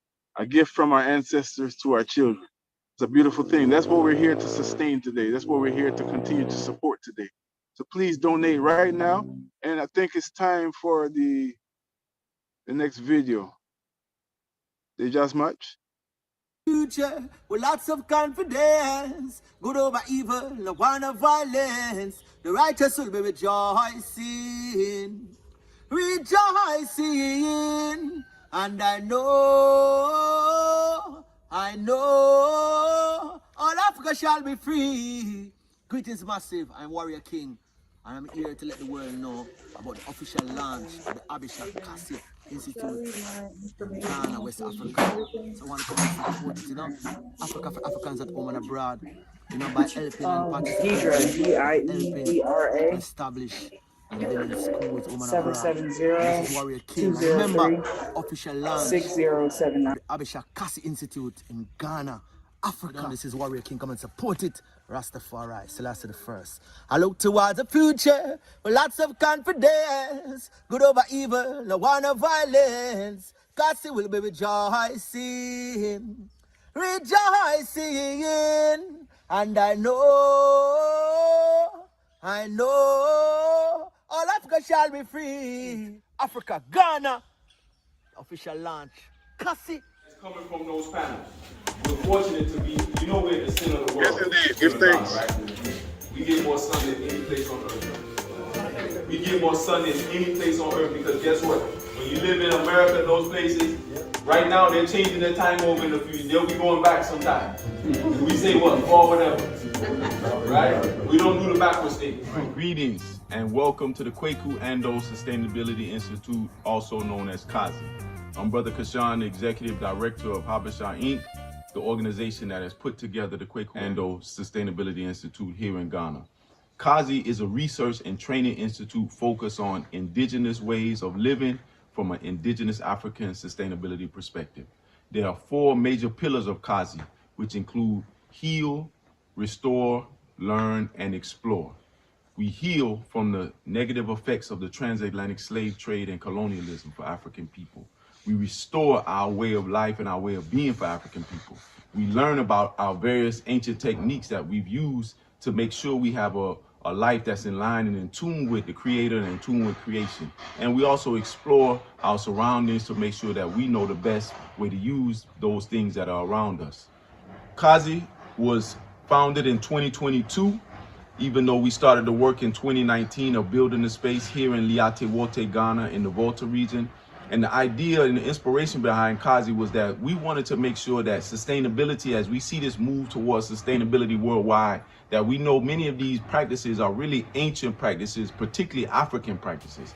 And so we wanted to highlight and uplift the way our forefathers and foremothers lived centuries and centuries.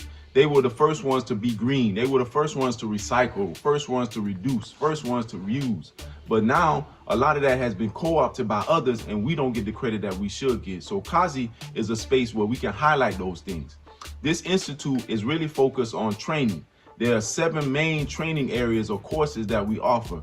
They include Bamboo Works, which is a combination of bamboo construction, arts and crafts. We also have what we call Water Works, which includes irrigation, plumbing, and watershed management. Eco building, using the natural materials around us to build our shelters. We also have organic agriculture, where we're making sure we're growing our food the best way and most healthy way possible. Medicinal herbs is another course that we offer. That course is there to allow us to use these plants and herbs around us to heal ourselves so we don't have to go to the pharmaceutical way. All right? And of course, solar technology. This is a modern technique, but it's also ancient because our ancestors used the sun to help them in their lighting, in their cooking, etc., etc. So we're bringing and infusing the modern and the ancient into what we do here at Kazi. Kazi is a place specifically for African people to make sure that we can heal, that we can grow, and we can learn. This particular site in phase 1 of the Institute is a 5-acre site where we have fully off the grid, over 40,000 watts of energy. We have earth-built homes. We have natural irrigation. We have over 500 fruit trees here at Kazi. We have natural water sources, including the Tagbo River. And we're also at the backdrop of Ghana's tallest mountain, Afajato. So we know this is a place of healing. This is a sacred space. We call it a hybrid or a marriage between an eco resort and a research and training institute. Right? But we're trying to do our part. Again, I mentioned earlier, we don't complain so much. Complaining can only get you so far. What we want to do is find solution. I call myself a solutionary. That's right. Whoa. I'm a solutionary. Yes, sir. I'm not complaining or waiting on someone else. Yes, sir. Thank you. God is within me. Yes, sir. Yes. Right? Yes, sir. So anyway, this is our system. Inside 120 panels, 40 batteries, 10 inverters. All right? And someone asked earlier, hey, if you have filled your batteries, can you now be running directly from the panels? That's what happens when our batteries are full, okay? Also, our system is set up, even though the Wi-Fi is not so strong yet, we'll be able to monitor our power input and output from the internet. Once we get everything set up, but our inverters are made in a way to where we can monitor. Just like some of you may be able to monitor if someone coming in out of your house, we can monitor how much power we have. It'll give us alerts. So that's where the technology is right now. Who can tell me what the acronym HABESHA stands for? It's an acronym. I have a prize. Raise your hand if you can tell me what HABESHA stands for. Raise your hand. Helping Africa, establishing schools at home and abroad. Close. You missed one. Oh, you missed one. You gotta get it exactly right. You said helping Africa, establishing schools out. You missed one. Who else? Helping Africa by establishing schools at home and abroad. HABESHA, helping Africa by establishing schools at home and abroad. HABESHA, helping Africa by establishing schools at home and abroad. HABESHA, helping Africa by establishing schools at home and abroad. HABESHA, helping Africa by establishing schools at home and abroad. Without Mama Earth, how would we live? She feeds all living things, so thanks and praise we give. Though we dwell on this earth, our spirit is galactical. Growing food in this time is only practical. Not only that, it is the path to a life free of stress and strain and the hassles of bills and pills. They only kill, we strive to build. It's time to heal to the toes and it's been revealed. Why? Cause fruits are my sweet, veggies are a treat, and the holy herb strengthen my heartbeat. When I wake in the morning, I give thanks for another day, you see. I give thanks my brothers in HABESHA faculty. You talking about fighting? Hell no, that's blasphemy. Gotta find a way for all our people falling casualty. The solution's right inside your search, and you'll see. For example, plant your own food so you won't go hungry. We start with the youth and build it up. Sustainable seeds, a new paradigm, open your third EYE. HABESHA, helping Africa by establishing schools at home and abroad. HABESHA, helping Africa by establishing schools at home and abroad. HABESHA, helping Africa by establishing schools at home and abroad. HABESHA, helping Africa by establishing schools at home and abroad. Babylon is falling, black man stop stalling. Teaching self-sufficiency, that is my calling. In these last days, I let the sun rays hit the panel and the trays. Like Park, I'm looking for better days. When the Most High sets the stage and opens up the gates. It's time to repatriate and leave the rat race. Ain't no more 9 to 5 and struggling to survive. Cause living off the land is the ultimate high. Oh, back in the day when I was just a little kid, I can remember grandmama sending me to pick a switch. Oh, I would rather be picking a tomato out her garden. But now I see the love because she did not spell the right. And now we missing so many youngsters down the road and cuss because they had little discipline and no respect for us. Before we let this go any further, man, we stepping in. HABESHA and 4th generation, a brother to the end is what you're finding me. Let's teach the little ones early responsibility. And what the teenagers need to see is consistency. From the leaders who showing us who we meant to be. An educated black nation rooted in unity. HABESHA. You here? Is about building schools. And we've been in this particular community for almost 20 years, Liati Wokin. This particular school, which is the JHS, has been a school we've been supporting. All right? We'll also go to the clinic when we, in 2005, first brought electricity to the clinic. Now, we have provided solar to the clinic as well. So here, if you look up, you can see there are solar panels on the roof. Can you see the roof? Yeah. So this school previously didn't have electricity, only the teachers' quarters they had, but they couldn't do anything. Once the sun goes down, no more teaching can go on, no more learning can go because it's dark. So we wanted to, and we're proud that the community has also been renovating the school. So we've done our part to make sure that this community, we want to see this community as a sustainable community, using solar, using the indigenous ways that our ancestors used, in addition to tying in the modern. So this is the reason we wanted to come. We wanted you to see the work that we're doing in the community, not just at the Institute.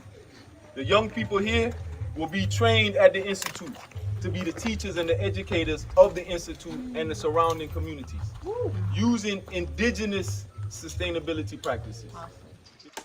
We're grateful to be here at Kaji. We're grateful to be in Ghana, and we encourage all of our brothers and sisters from the diaspora to come home.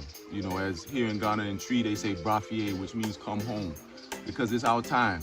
You know, the UN deemed the 2015 to 2024 as a decade of people of African descent. So this is our decade, but this is our time to return home. And I encourage all of my brothers and sisters of African ancestry, come home, at least visit. Even if you're not coming to live, at least come and visit, see for yourself, because they've lied to us in the West about what Africa is and how we are connected as African people. I was fortunate enough recently in December 2022 to receive Ghanaian citizenship along with my queen, and now we want to help others in that process of obtaining citizenship, doing business, reconnecting and returning home. Kazi is made for that as well, for us to be able to return and repatriate home. It's a healing space for us. It's for us and by us. So we encourage our family to come to Kasi, come to Ghana, help us build this new reality that we want. As His Imperial Majesty Emperor Haile Selassie has told us that Africa awaits her creators and creation. So we took that call and we're here now. And we're asking that our family members come and join us. As we celebrate Habesha's birthday, we want you to know that the work that we've been doing over the past over 20 years, this is the culmination of it here in Ghana. So family, come home. Help us to build this future that we love. Give thanks.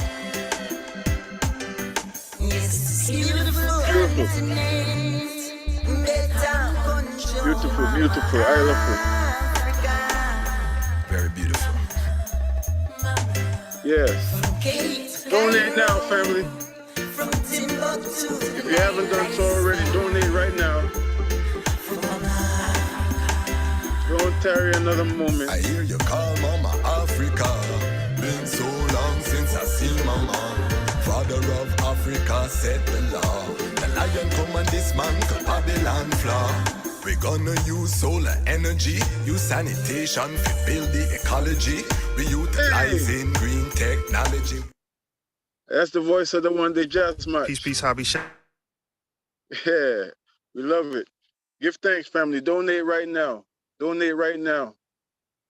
This time is of the essence. We're going to keep moving.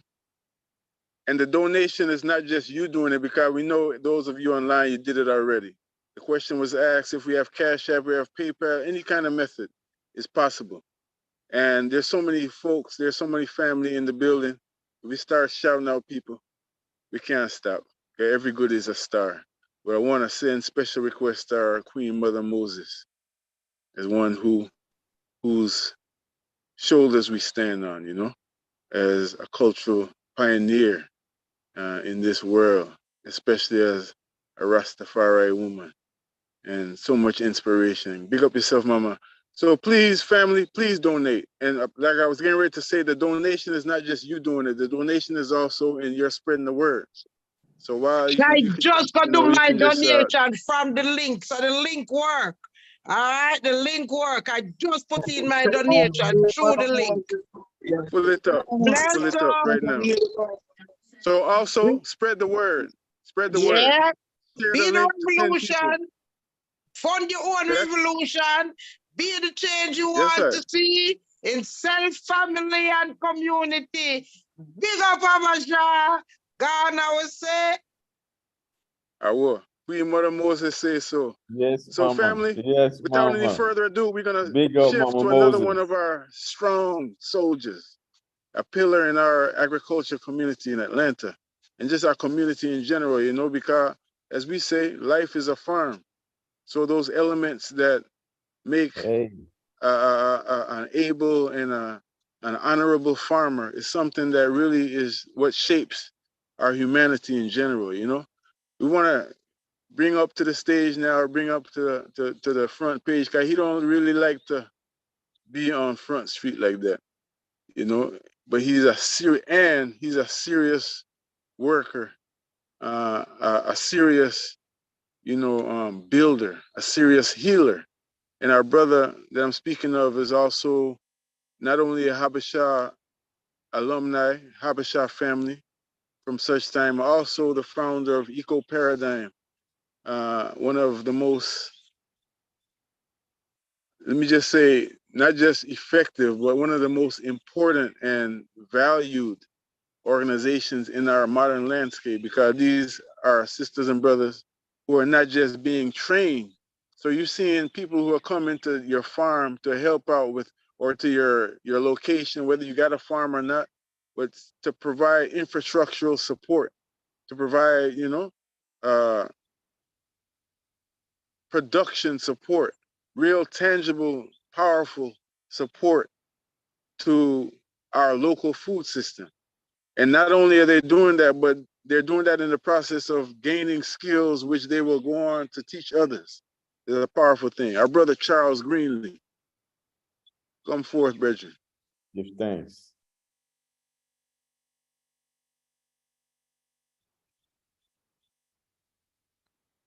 Let's see if Charles. Charles, you there? Don't run from the limelight, you know. I think he was on earlier. I don't know if it went off, but even while Charles is coming in, big up Green Love Kitchen, Sister Mudlin, Brother Javon, longtime family, Habesha family, giving a contribution. You know, once you hear the cash app ringing and you're getting the emails, you know it's coming through. So continue. All of those who are making contributions, give thanks for supporting us. I don't know if brother Charles is still on or not. But I'll just speak. I'm gonna speak about him on behalf of Habesha and say that really, just to your point, you know, he was one of the people that we honored first day, and truly well deserved. You know, Brother Charles has made the commitment to this work for life, you know, and he's shown it through his work ethic, like you said. Now, Brother Raskofi, how he's now training the next generation and providing the support, logistical support, technical support that we need, real life, because the work that we do in Habesha is really practical, right? It's really about how can we move ourselves forward, you know, in a practical way. And Charles embodies that. So I give thanks. He first went through Habesha Works in 2012, our second year of Habesha Works, and, you know, was able to travel the country, learning, sharing, growing, building his craft, and spent several years after he had traveled in Atlanta working with me and helping to really build Habesha to what it is today, particularly Habesha Works, in addition to the Urban Green Jobs program, and has just continued to he's a lead instructor for Habesha Works, but more so than anything now as a father, as a husband, a leading example of what an African man should be, what African excellence is, the commitment to our people, the help at all points. So big up, Charles. Big up. Yeah, big up Sister Raina for, you know, a power couple. You know, we got a few power couples, not even a few, quite a few power couples in Atlanta, those who really are, in addition to being married to each other, are married to the work of liberation and healing our people. And so I love both the elder power couples, the Barudis and the Mazimoyos, big up to them, you know, big up to one of my favorite power couples, Mama Sharon and Baba Kamal, the Denards, who came and celebrated with us, you know, from FAMU. But there are a lot of them. Big up to Mama Charlotte and Baba Pete in Tanzania as another just power couple that have really inspired us. So I see Brother Charles, Sister Raina, and Brother Tanisio and Sister Ruby, you know, within that, they are the power couples that others like myself who were coming up 20 years ago will be looking to them, right? So we now are those elders, if you will. Kofi, you know, you're elder right now, man. You over that half century mark, man. You a bona fide elder. You look like you done touched up the beard a little bit. I saw you grayer before, man. You look like you done added a little black back to it, man. But I like the gray better. You see, I'm trying to get some gray. I can't get no gray, so you got to give me a secret, man. Don't you feel no way? It's coming. Yeah. Nah, I'm grateful. No, but it's true though. I say it's really true that, you know, we are the next generation, and I think Brother Charles really exemplifies that. And so I don't know if he's on the line, but I know we have some of the Habesha family on the line who, you know, can give testimonies. And I know that's what many are waiting for. And I've been seeing some chats, some messages in the chats just bigging up and showing love. So we just grateful. Let's see if Brother Charles will join back in. Absolutely. Kwasi? And in the meantime, yeah, I'm not seeing him. I'll send him a message. Until then, we can either run the video testimonials or we can do live in-person testimonials. We're going to ask everyone to give us a little bit of overtime. We were supposed to finish at 6 o'clock, but we had a little technical difficulties starting the event. So we're going to ask everyone if we can get maybe about 15 minutes of overtime. I also want to take time to thank the Association of Rastafari Creatives for partnering with Habesha to host this live stream, and also just within the works. This is a Pan-African initiative. As one of the founders of the Association of Rastafari Creatives, you know, we want to be identified with Pan-African works. And Kazi is one of the proof of concepts and one of the things that has really inspired Rastafari from all over the world and Rastafari creators from all over the world. So although Habesha is not a Rastafari organization strictly, we definitely look at Habesha as one of the shining lights in the Pan-African world. So I just want to, on behalf of the Board of Trustees for ARC, the Association of Rastafari Creative, just say thank you to Habesha for the work and to continue to shine. So what we can do, we have some video testimonies lined up. We can just run them back to back. And then we have a few things from the silent auction that are left over, a couple of videos. So we can run those, and then we can have the in-person, and then we can have the final words and seal up if that's okay with everyone. I was going to suggest we could do the live in person first, but that's good what you said. I was thinking we could do it first because I want to make sure those who have a time, if we can, those who have a time commitment. Makes sense. Makes sense. If at all possible, because I'm seeing family on the line. You know, this is a chance for me to see the global family and to hear from the global family. So definitely, those we want to be respectful of time. So the judge match, if we could, I pray that we could go into the live first. So if you could, family, just operationally, if you could just raise your hand, if you know how to raise your hand, and we can recognize you.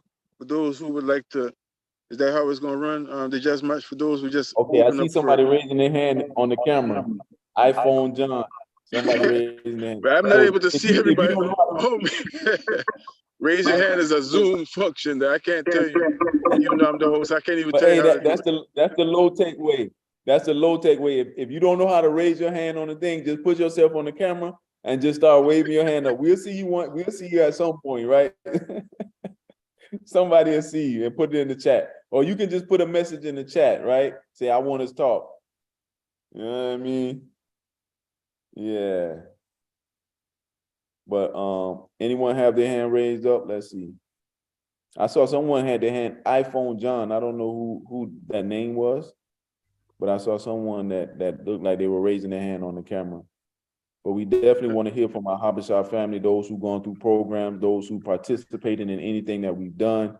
iPhone John, that's someone right there. Okay, the person just stood up. I'm not sure who that is. I couldn't see it so well.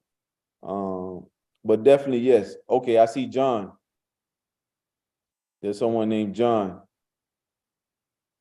So please introduce yourself if you come on. Do you see that person? You got your hand raised, John.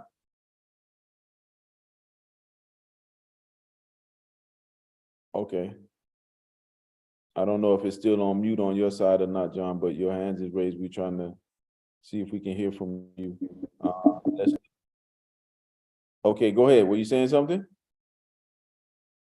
Can you hear us, Biggie Sean?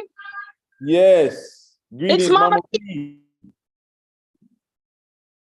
Go ahead. We can hear you. Go ahead. Oh, I just want to say mighty, mighty to you and your queen, Sister Siobhan. The experience we have had last year, oh my God, we're ready to come back. Positive. I enjoy the Volta. OMG, I enjoy your big kitchen. We had a wonderful time. Give thanks, Mama P. More love. And for those who don't know, that's Mama P and Brother John from Spicy Delight in Maryland, longtime supporters of Habesha, over 15 years, making sure that we get love, not only when we come to DC with our youth from Black to Our Roots or anything we're doing, but also through contributions financially. So give thanks, Brother John, Mama P, the whole family, the whole senior family. Give thanks, and you know the place is already here. You've been here already. You got land here, so let's just keep it going forward. So give thanks, Mama P, and give thanks, Brother John, for the love from Maryland. Give thanks. I love it, family and extended family. Yeah, man. We give thanks to the contribution. We give thanks to the hospitality that I and I received from the Habesha community and the Kasi. Oh, mighty project. I love it. You know, I see it for myself. I touch the ground. I ate from the fields, you know. So it was a mighty, mighty experience, and I full encourage everyone to just come in and touch it. You know, give thanks. I love it, family. One perfect love. Oh no. Let's see, anybody else? You can just unmute yourself. If you want to speak, we'll try to just, you know, we'll give everyone a chance. Just unmute yourself. If you want to speak. Can you hear me? Yep, go ahead. Hey, this brother Introduce Dan in yourself. Augusta, Georgia. Okay, go ahead. What's going on, brother? Coolin', man. How can we donate? What things can Habesha alumni, when I say things like land, seeds, or anything, what things can we donate to Habesha to expand, you know, the Habesha mission outside of the Atlanta and metro area? Like if I have access to property, if I have access to land that can be donated to the establishment for the purposes of training Habesha alumni, how do we do that? And what are the other things? What are the core things that we should be looking for, even if it's I mean, on all levels? Because right now, I'm thinking about donating services of like writing grants and things like that nature, or looking for funds or funding that will support some of what Habesha is doing, but in the area that I am. So that's why I'm asking that. You know, give thanks, brother Dan. I know you're part of the Habesha family, part of the Halo family. And I would say just, you know, get connected within the network. I think you're on the WhatsApp group as well and on the Halo group. Sister Samira is someone who handles a lot of that. Big up Sister Samira if she's on the line. I don't know if she is, but give thanks to Sister Samira, who's been continuing to put in work to help us grow as an organization. But yeah, I would say connect with Sister Samira and through the networks, and even reach out to me. You know, we can make sure we connect you with everyone on the team that would be the best fit for that. One of our goals for this year is a strong push towards our alumni. We really started in 2020 with making sure we pull together over our alumni from our various programs. And this year is going to be our best year. So any of the services, any support that our alumni can provide will be beneficial. And we want to do what we can to support our alumni. So give thanks, Brother Dan. But yeah, just stay connected to the network, reach out to Sister Samira directly. And let's see how we can, you know, continue to support the work that we're doing. Give thanks. All right, thank you. Peace. I see a few folks on the line. So someone I mentioned about Camden County. I think we got a few folks on the line from Camden County. Those who don't know, Camden County is the county where I grew up at in Woodbine. So I'm seeing some of my cousins and family members on the line who, back when I was I'm sure a headache sometime and not listening when they used to babysit me or watch me. I hope now it was all worth it. That, you know, I ain't give you too much trouble, but that you proud of the work that we're doing now. So big up to everybody from Camden County on that side, from the Woodbine representing. Big up to all of the Habesha alum. I'm seeing some of the alum on the line, so I want to hear from some folks. I see quite a few alum on the line. So let's do an alumni roll call, and we can hear from some of our folks. We're gonna just start year by year. It look like Queen Mother Moses. I see Aya Gift have something. Queen Mother Moses have her hand raised too. So Aya Gift, we're gonna let the Aya come in first. Long time, brethren. Big up Aya Gift, Kilimanjaro Humble Heights. It's up, Bingy Sean. Yeah, I heard you talking about Kilimanjaro Bakery and Humble Heights, brother. We still are make the juice. Give thanks. You are my teacher. You don't know. Added value to agricultural products. Ras Kofi, large up yourself. The whole Habesha family, I'm so proud.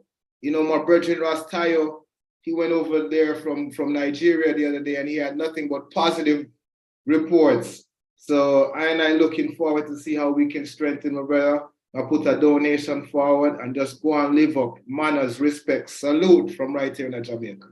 Give thanks. Bless it. Look, long time. I had 20 years plus. You know, those days was the days when, look, that started it all. Seriously, that was the training from that time to the work we're doing now. So it's good to CDI, and we still on that same mission, still on that same path, so that's truly a blessing for me to be able to see those who from those early days are still around, and we still working together and building. So more blessings, more strength, to the family. Big up everybody in Jamaica who supported Habesha over the years. Anytime we come to Jamaica for JMC, we get enough love. Big up Sister Sela, if she's even in, who always support us on the garments, and just everyone on that side who's always showing Habesha love anytime. So worldwide, we get the love from our family. We give thanks, Queen Mother Moses, share with us, Mama. Yes, I blessed love, and I bless all of the HABESHA family, all of the alum. Say for 21 years, that means a fully legal and everything where you can think of related to all of that years, etc. I am proud to say yes. I know them from then till now, and supporting, cause. So guess what I'm going to tell you now. And this is also going to the art. All right. We have the land in Jerusalem. You have the model to implement. You made some promises, connect and implement. Blessed love for all those words, and congratulations again. I'll bless. Give thanks, Queen Mother Moses, for everyone who has supported us over the years. So I want to do a little roll. Let me see if we got any more hands up. Kofi, Kwasi, you see any more hands up? If not, I want to do a little roll call for our Habesha family worldwide, and just starting off year by year, those who participated in Habesha programs, Habesha Works, Urban Green Jobs, et cetera, anything Black to Our Roots, any of the programs that we've done, Golden Grows, Sustainable Seeds, anything. If you've been to a Habesha event, Organic Fest, right? If you've, participated in anything with Habesha, travel across the water with us here to Ghana, or in any way that we work together, please share. We love to hear from our family, our global African family. So we're gonna just do a roll call. Habesha Works, starting off with any of our Habesha Works family. I come from a line of teachers, so what we do if people don't raise their hand, we just start calling on people. And I know we got a few educators in the building. Big up Jomo Works up in the building. But we're gonna always make sure we call on folks. If you don't raise your hand, so who from the Habesha family is gonna start us off?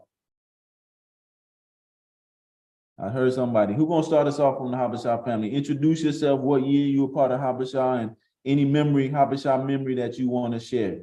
Who from the Habesha Works family want to start us off? If not, I'm gonna call on some folks I see. Let me see. Is that Brother Mark I see?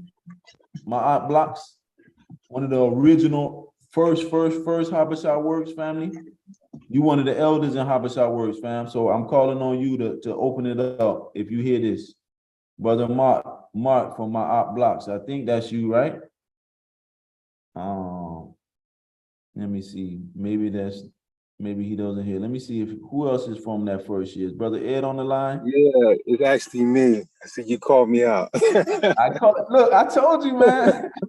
but listen, you from that original first year, 2011, man. The fact that you still around and still making big moves is, I'm proud to say that you're part of the family, and the fact that not only that, you support our Halo program by inspiring our next set of entrepreneurs and business leaders. So brother, please share a little bit about who you are and your connection with Habesha, man. And after that, I know the floodgates go open. We're gonna hear from all the Habesha family. We want to hear from everybody on the call. This is definitely interactive, so we want to hear everybody's Habesha story. But give thanks, man. Peace.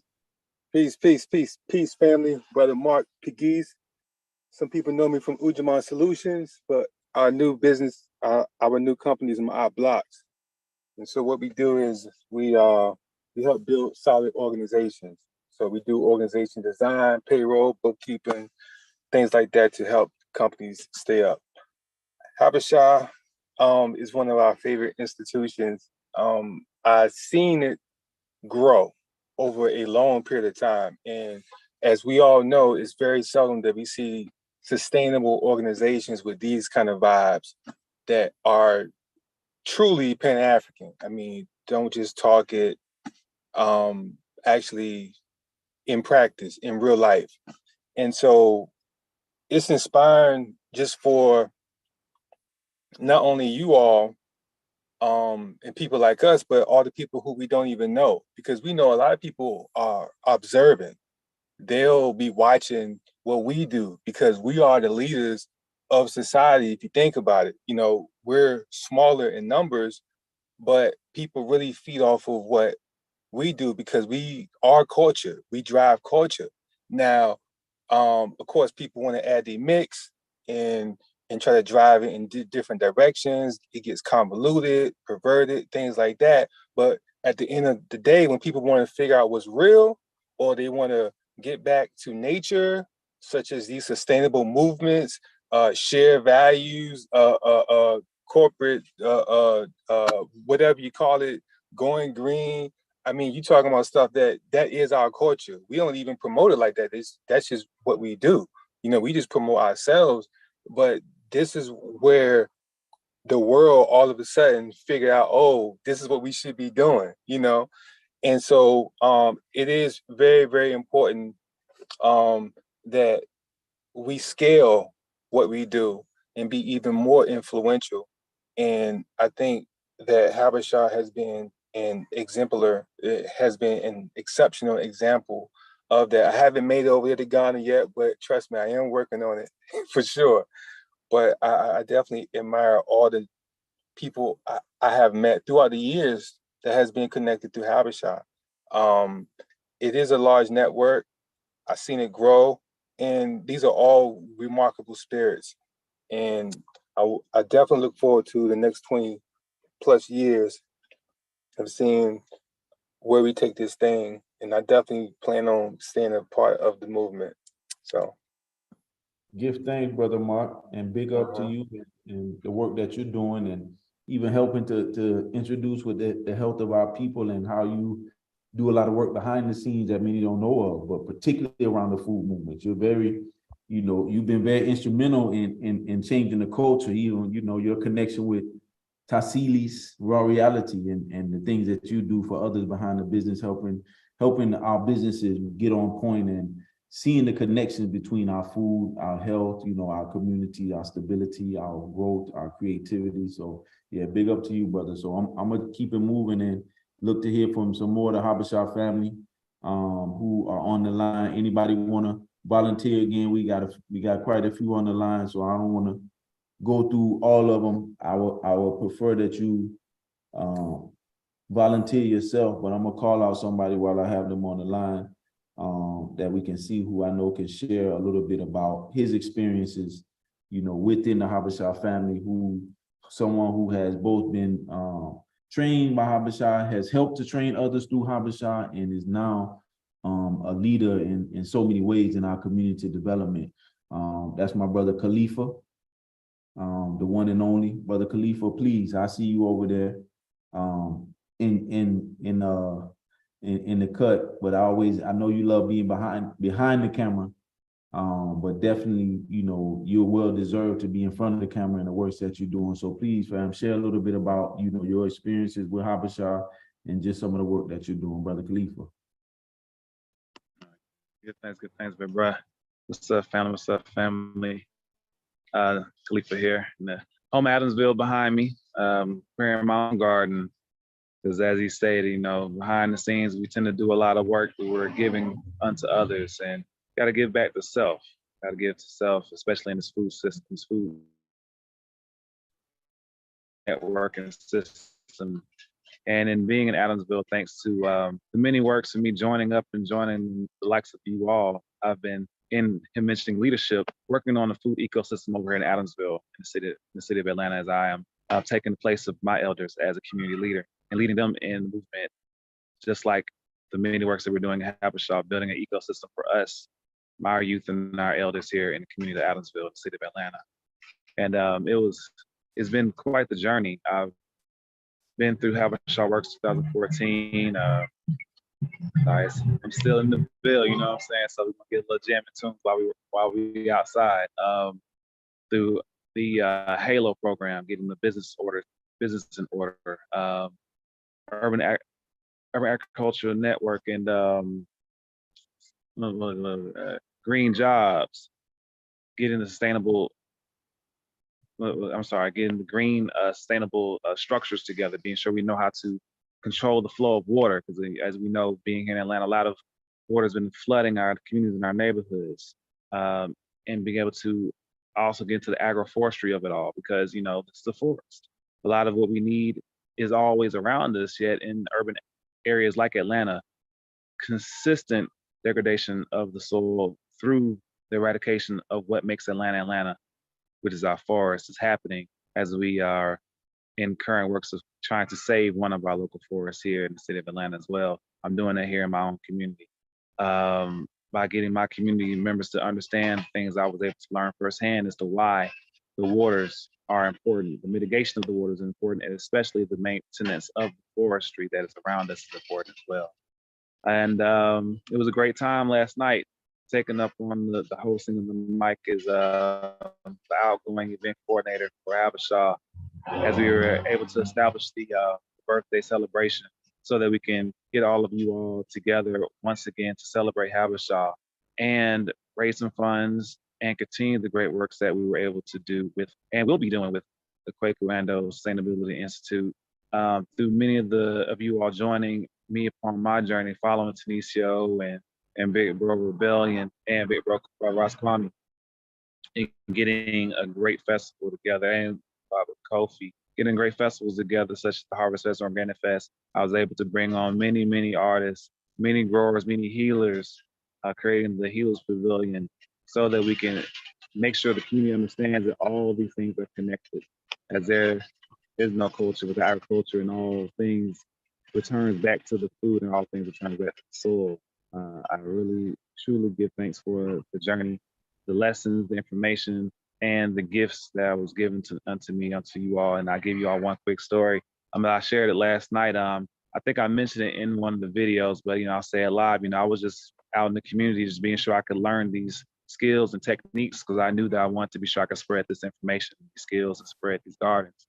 And I was volunteering at many gardens, and one of them was HABESHA's garden over in Menala. Now I came a couple of times, and Deshaun just stopped me and said, "Hey, you've been coming quite a lot. We're about to have this program start, and you should come through and check it out, see if you like it. You should apply."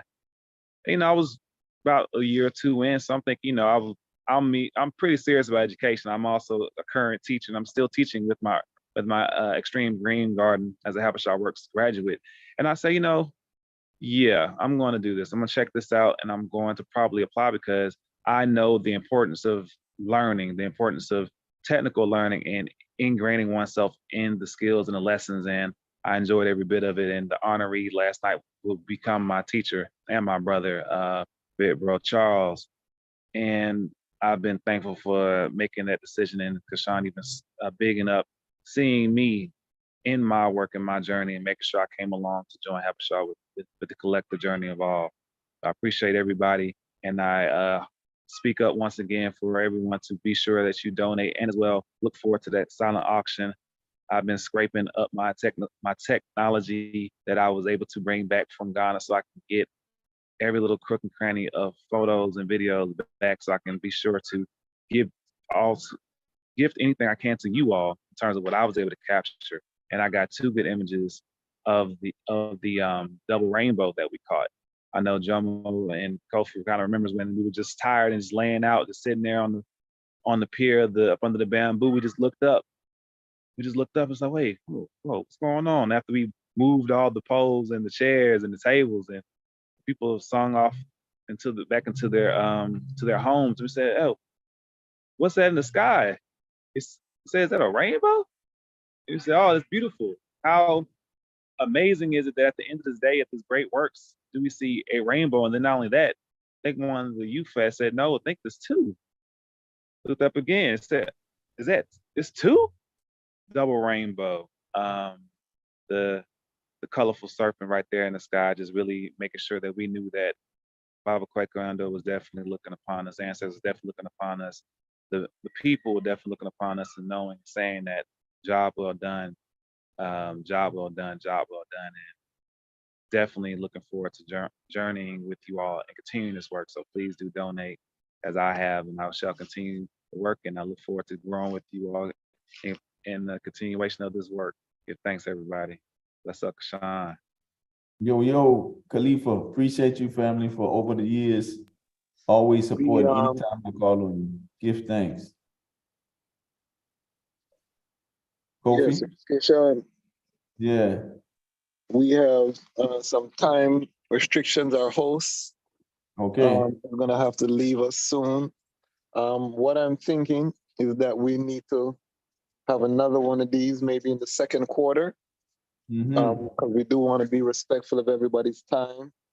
So if we can get maybe another 10 minutes and then try to seal up at 6:30. So if we can get whatever quick testimonials, and then we can come again, we'll plan again because it's so nice.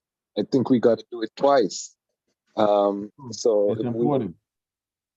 It's important to hear the family. So, even thinking of that, Khalifa brought us something and brought us someone that I wanted to mention who hasn't been someone that's gone through a HABESHA program, but definitely has supported us in being able to implement and do the work that we do, both in the States and in Ghana. And I wanted to, acknowledge that, and also acknowledge that, we in a lot of ways are cut from the same cloth, in the sense of our commitment to our people and, our ways of being able to utilize what we can to make things happen for our people, particularly as far as getting resources. So I wanted to big up our brother Jomo, who's in the building, and give him a chance to just say some words if you would like. It was beautiful having this brother here in Ghana, along with Sister Regina. I know she was on the line earlier. Big up Sister Regina, and any of the Jomo Works family that's on the line. But Jomo, man, I wanted to just tell you how good it was to have you here to celebrate with us, to be a part of it, that has helped shape this, and the fact that your commitment to the work we're doing and to our people has continued. So big up yourself, man. More prosperity, more blessings for you, family. If you have any words you want to share, feel free, man. But I want to definitely acknowledge you. Nah, honor is all on this side. Happy 21 for Habesha. It's just been a huge learning journey for everybody on this side, personally, professionally. Give thanks for you and what the HABESHA universe has built. Just an honor to be here. 21 years. We're ready. We're continuing our support. I don't got the digital down, but I got 2100 and more to come. And we realize that it's not just about financial resources, but it's about love. And I appreciate you all for what you've done and what you don't even realize that you've done. I think this is beautiful because we get to see faces from like you said, the family on a global basis. But there's so much that you all have done that hasn't even been counted up yet. And so I just give thanks for that. And I appreciate the space. No, appreciate you, man. Give thanks. That's really what it's about, the network and others, because we're inspired by those who came before us, and we see and we learn from what they've done, and we have the strength and the vision they have to continue. So more blessings to you, family. Big up what you do. Continue. I'm excited about some things we have in the future to do together, and it's our time.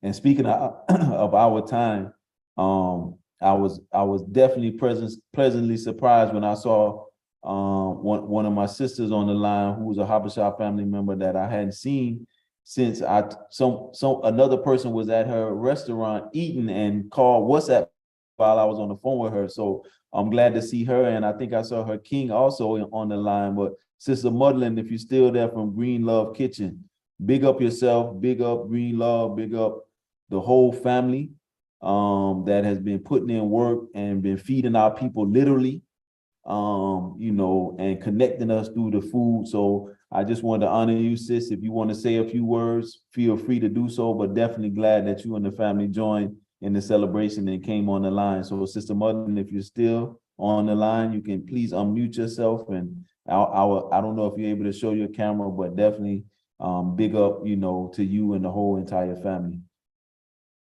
Are you still on the line? Let's see. Those who know Green Love Kitchen, out of Lithonia. You already know what the deal is. I don't have to say more. So if you're in the Metro Atlanta area, definitely big up Green Love Kitchen. So I don't know if she's still on the line or not, but let me see who else I see that's on the line that we want to big up. I'm seeing some family members, like I said, from Camden. I would love to hear from some of my Camden folks. Hey, Kashawn, it's Gigi. What's going on? How you doing? Good. Let me see if I can get this video started. Okay, that's me, the cat. I had a avatar because I didn't want anybody to see my face. I was moving around the house, but yeah, I don't know how to like switch it real quick. Well, it's good to hear your voice. Give thanks. I'm glad that you came on the line. Feel free. We want to hear from you. Go ahead. All right. Well, I enjoyed the Zoom, and congratulations for the 21st anniversary. And I learned a lot, and I will be donating. And I like the pictures that you showed. That was very helpful to understand what the foundation is all about. And Happy New Year. Give thanks. All right, who else we got on the line? I see some other folks. Feel free to just jump in. We, like Kwasi said, we got 5 minutes left, so we want to hear from anyone that's on the line. Feel free, the lines are open. Even if you're new to Habesha, it's your first time coming on, introduce yourself, or just say a few words of encouragement. We always love to hear from our family. Go ahead. Hey, peace, Baba Kashawn. Peace, Habesha family. This Brother Noah checking in. I did the Habesha Green Jobs program. That was actually right during the pandemic. And it's just been a pleasure just to work with Habesha. I'm honestly going to be moving to Mississippi pretty soon. And just major respect to you, Bob, you know, saying just seeing how you move. We honestly had the same birthday and just, you know, saying really doing something for the people. That's a major just recommendation, just commendation that I would give to you for real. And just really just committing the work for real, like, you know, saying especially us as Black people, you know, saying we really had the power, you know, so I think it's beautiful how the elders and even the young folks like me, we really are partnering together. So really all I can say is just much praises and respect, and just another 20 years, another 50 years, and just continue to take it on. We just spread all through Africa and just the entire world, really. So just for me, I just want to say much thanks just for the opportunity with the UAN and growing, and just, you know, saying continue strength and success, really. You know, saying much love for real.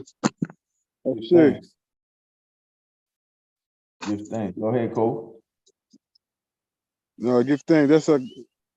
Noah is a young soldier that's a beautiful lion, you know. That's his testimony. You see him rise through the ranks organically, you know. Yeah. We share the same Earth Day too, so that's a beautiful thing, man. So Noah, much success to you, man, in your work in Mississippi. I know you're going to continue, you know, to heal our people through the food and connecting with the earth. So definitely, you know, Habesha is your family wherever you go. So whatever we can do to support you, you know, as I talked to you earlier, Brother Charles used to be out on those sides. So, you know, we got some connection in Mississippi too that, you know, we can always make sure. So you're going into a place that needs what you bring in, and also I'm sure you will get your cup will be filled by, you know, being in that space among our people. So continue blessings, prosperity, safety for you, and as you continue on your journey. But, you know, we always there for you in any way we can be, fam. Give thanks. Thanks. Sean, I want to call out a very dear friend of mine and sister who used to babysit you, Yvette Birch. I want to hear from Yvette Birch if she's still on the line. Okay. Let's see if she still is. I don't know if she's still on the line. Let me see. Okay, Rita, I'm still here. I'm here. Hi, Sean. Hey. How you doing? Good. I put in the chat how very proud I am of you. I am. I tell your mama that all the time. I've been following you, but see, I always knew you were destined to do great things. I always knew it. I remember when you were overseas with your daddy and everything, we always knew you were a child of the world. So I'm just so happy and blessed how God has blessed you and everything. And I'm just happy to be a small part of your life. I really am. I'm just so very proud. Now, Rita, you know I was gonna try to say something. You gotta try to put me on I had to call you out. there. You know that soundboard. It's okay. It's good because you know how I love and how I feel about Sean. See, that's right, Sean. Sean Bay. One of our little funny memories, Sean. back when you were in elementary school, this little girl broke your heart. And for that whole week, I picked you up from school. You played Luther Vandross, Since I Lost My Baby. we played Since I Lost My Baby, and was moaning and groaning for a week. That's one of my little funny stories of you as a little boy. Well, I appreciate you. Every time I hear that song, I think about you. Well, I appreciate But you. I love you and your family. You know, keep me posted on what's going on. So I'm just so very proud of you and the whole family. Love y'all. Love you. Thank you. Well, you know, as they say, I can truly say I was a child of the village. You know, I had so many people that poured into me that I felt it was a responsibility, even the work I'm doing. And definitely everyone that poured into me, I'm representing you wherever I am. So I appreciate you. I love you. Thank you for loving me and showing me unconditional love. Yes, you know. always. Always. Okay. I'm a reflection of that village. I'm a reflection of all the people that touched me, that cared for me, that helped me, you know, along the way. So, you know, that's ultimately what Habesha is about.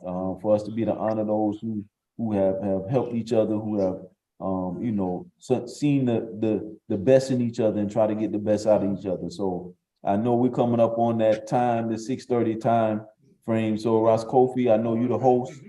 I ask that you close us out in a fitting way, but I would just like to again give thanks to the whole Habesha family, the events committee, the board, the leadership team. I couldn't go through everyone, but this past year has been beautiful, and this upcoming year, 2023, I know is going to be even more beautiful. We do have a new initiative that we're launching tomorrow called the Sankofa Black and Green Fellowship. So definitely stay tuned to social media to learn more about it. But it's something that, again, is aligned with what we're continuing to do. So I'm excited about that and what's to come for Habesha in the future. But again, Ross Kofi, please close us out as we finish this celebration for our 21st year. Before, hold on 1 second, Ras Kofi. I want to ask everyone to go to YouTube and Habesha Films. This was streaming live at the Habesha YouTube page. We are going to be starting to drop content on YouTube. Habesha board has made a decision that we're going to be investing in some of the content and making sure that we, you know, put out more content so that everybody globally, because Habesha has now become a global organization, can keep up with the many programs and initiatives that's happening with Habesha. So please go and subscribe on YouTube to Habesha Films. Go to Habesha on IG. Make sure you also subscribe there for the updates. Also, make sure you check out Rastafari Creatives, Association of Rastafari Creatives, which is rastafaricreatives.com. We want to just thank all of the people who have supported. We are going to be doing more of these digital donor events, so stay tuned. We have a whole bunch of recorded testimonials we didn't get to play.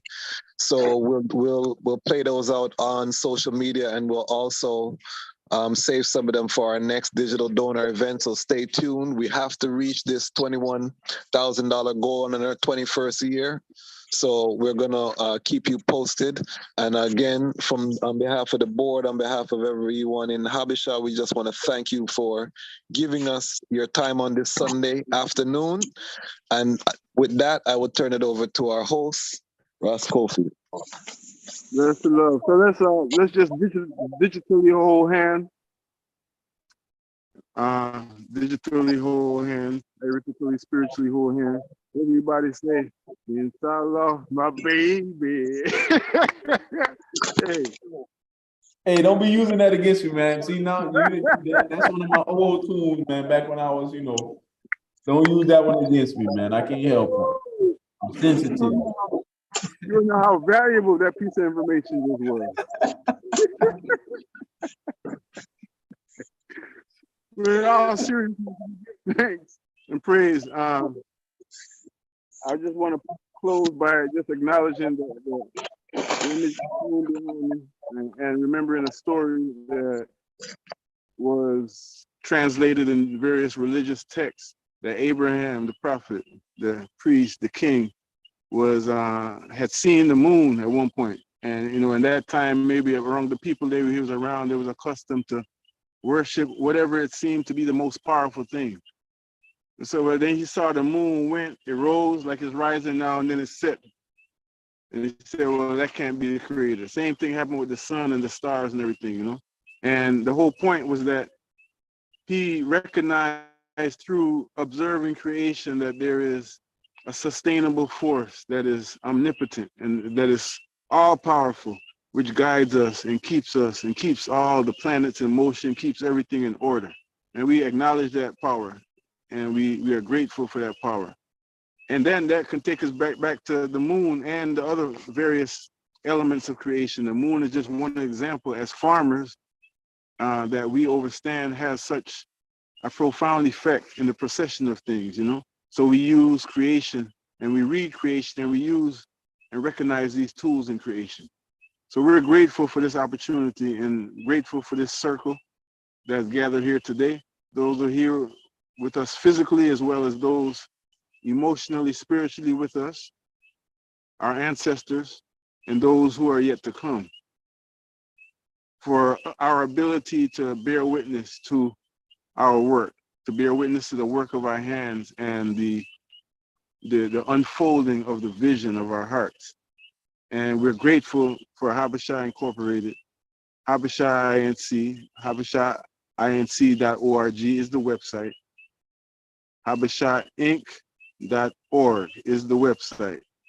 Again, HABESHAInc.org is the website. We're grateful for HABESHA for being a vessel of all these beautiful things that we're able to say. That's why we know that life ain't no fairy tale, and those beautiful stories that we've heard about great ancestors gone before us, those soldiers still live. So we give thanks and we say, you know, for the time and for the moment that we've had together, Ashe, and for the forward movement of this organization, Ashe, and for the perseverance and the preserving of the love in all of our hearts. May the Creator be pleased with us and give HABESHA more occasions to celebrate and to bear witness to the victory of African people and the victory of righteousness in this time. Selah. Give thanks again, family. Love and prosperity to everyone. Give thanks, Roscoe. Ashe. Good night, family. Good night, family. Ashe, good night. Blessed love. Yes, Good night.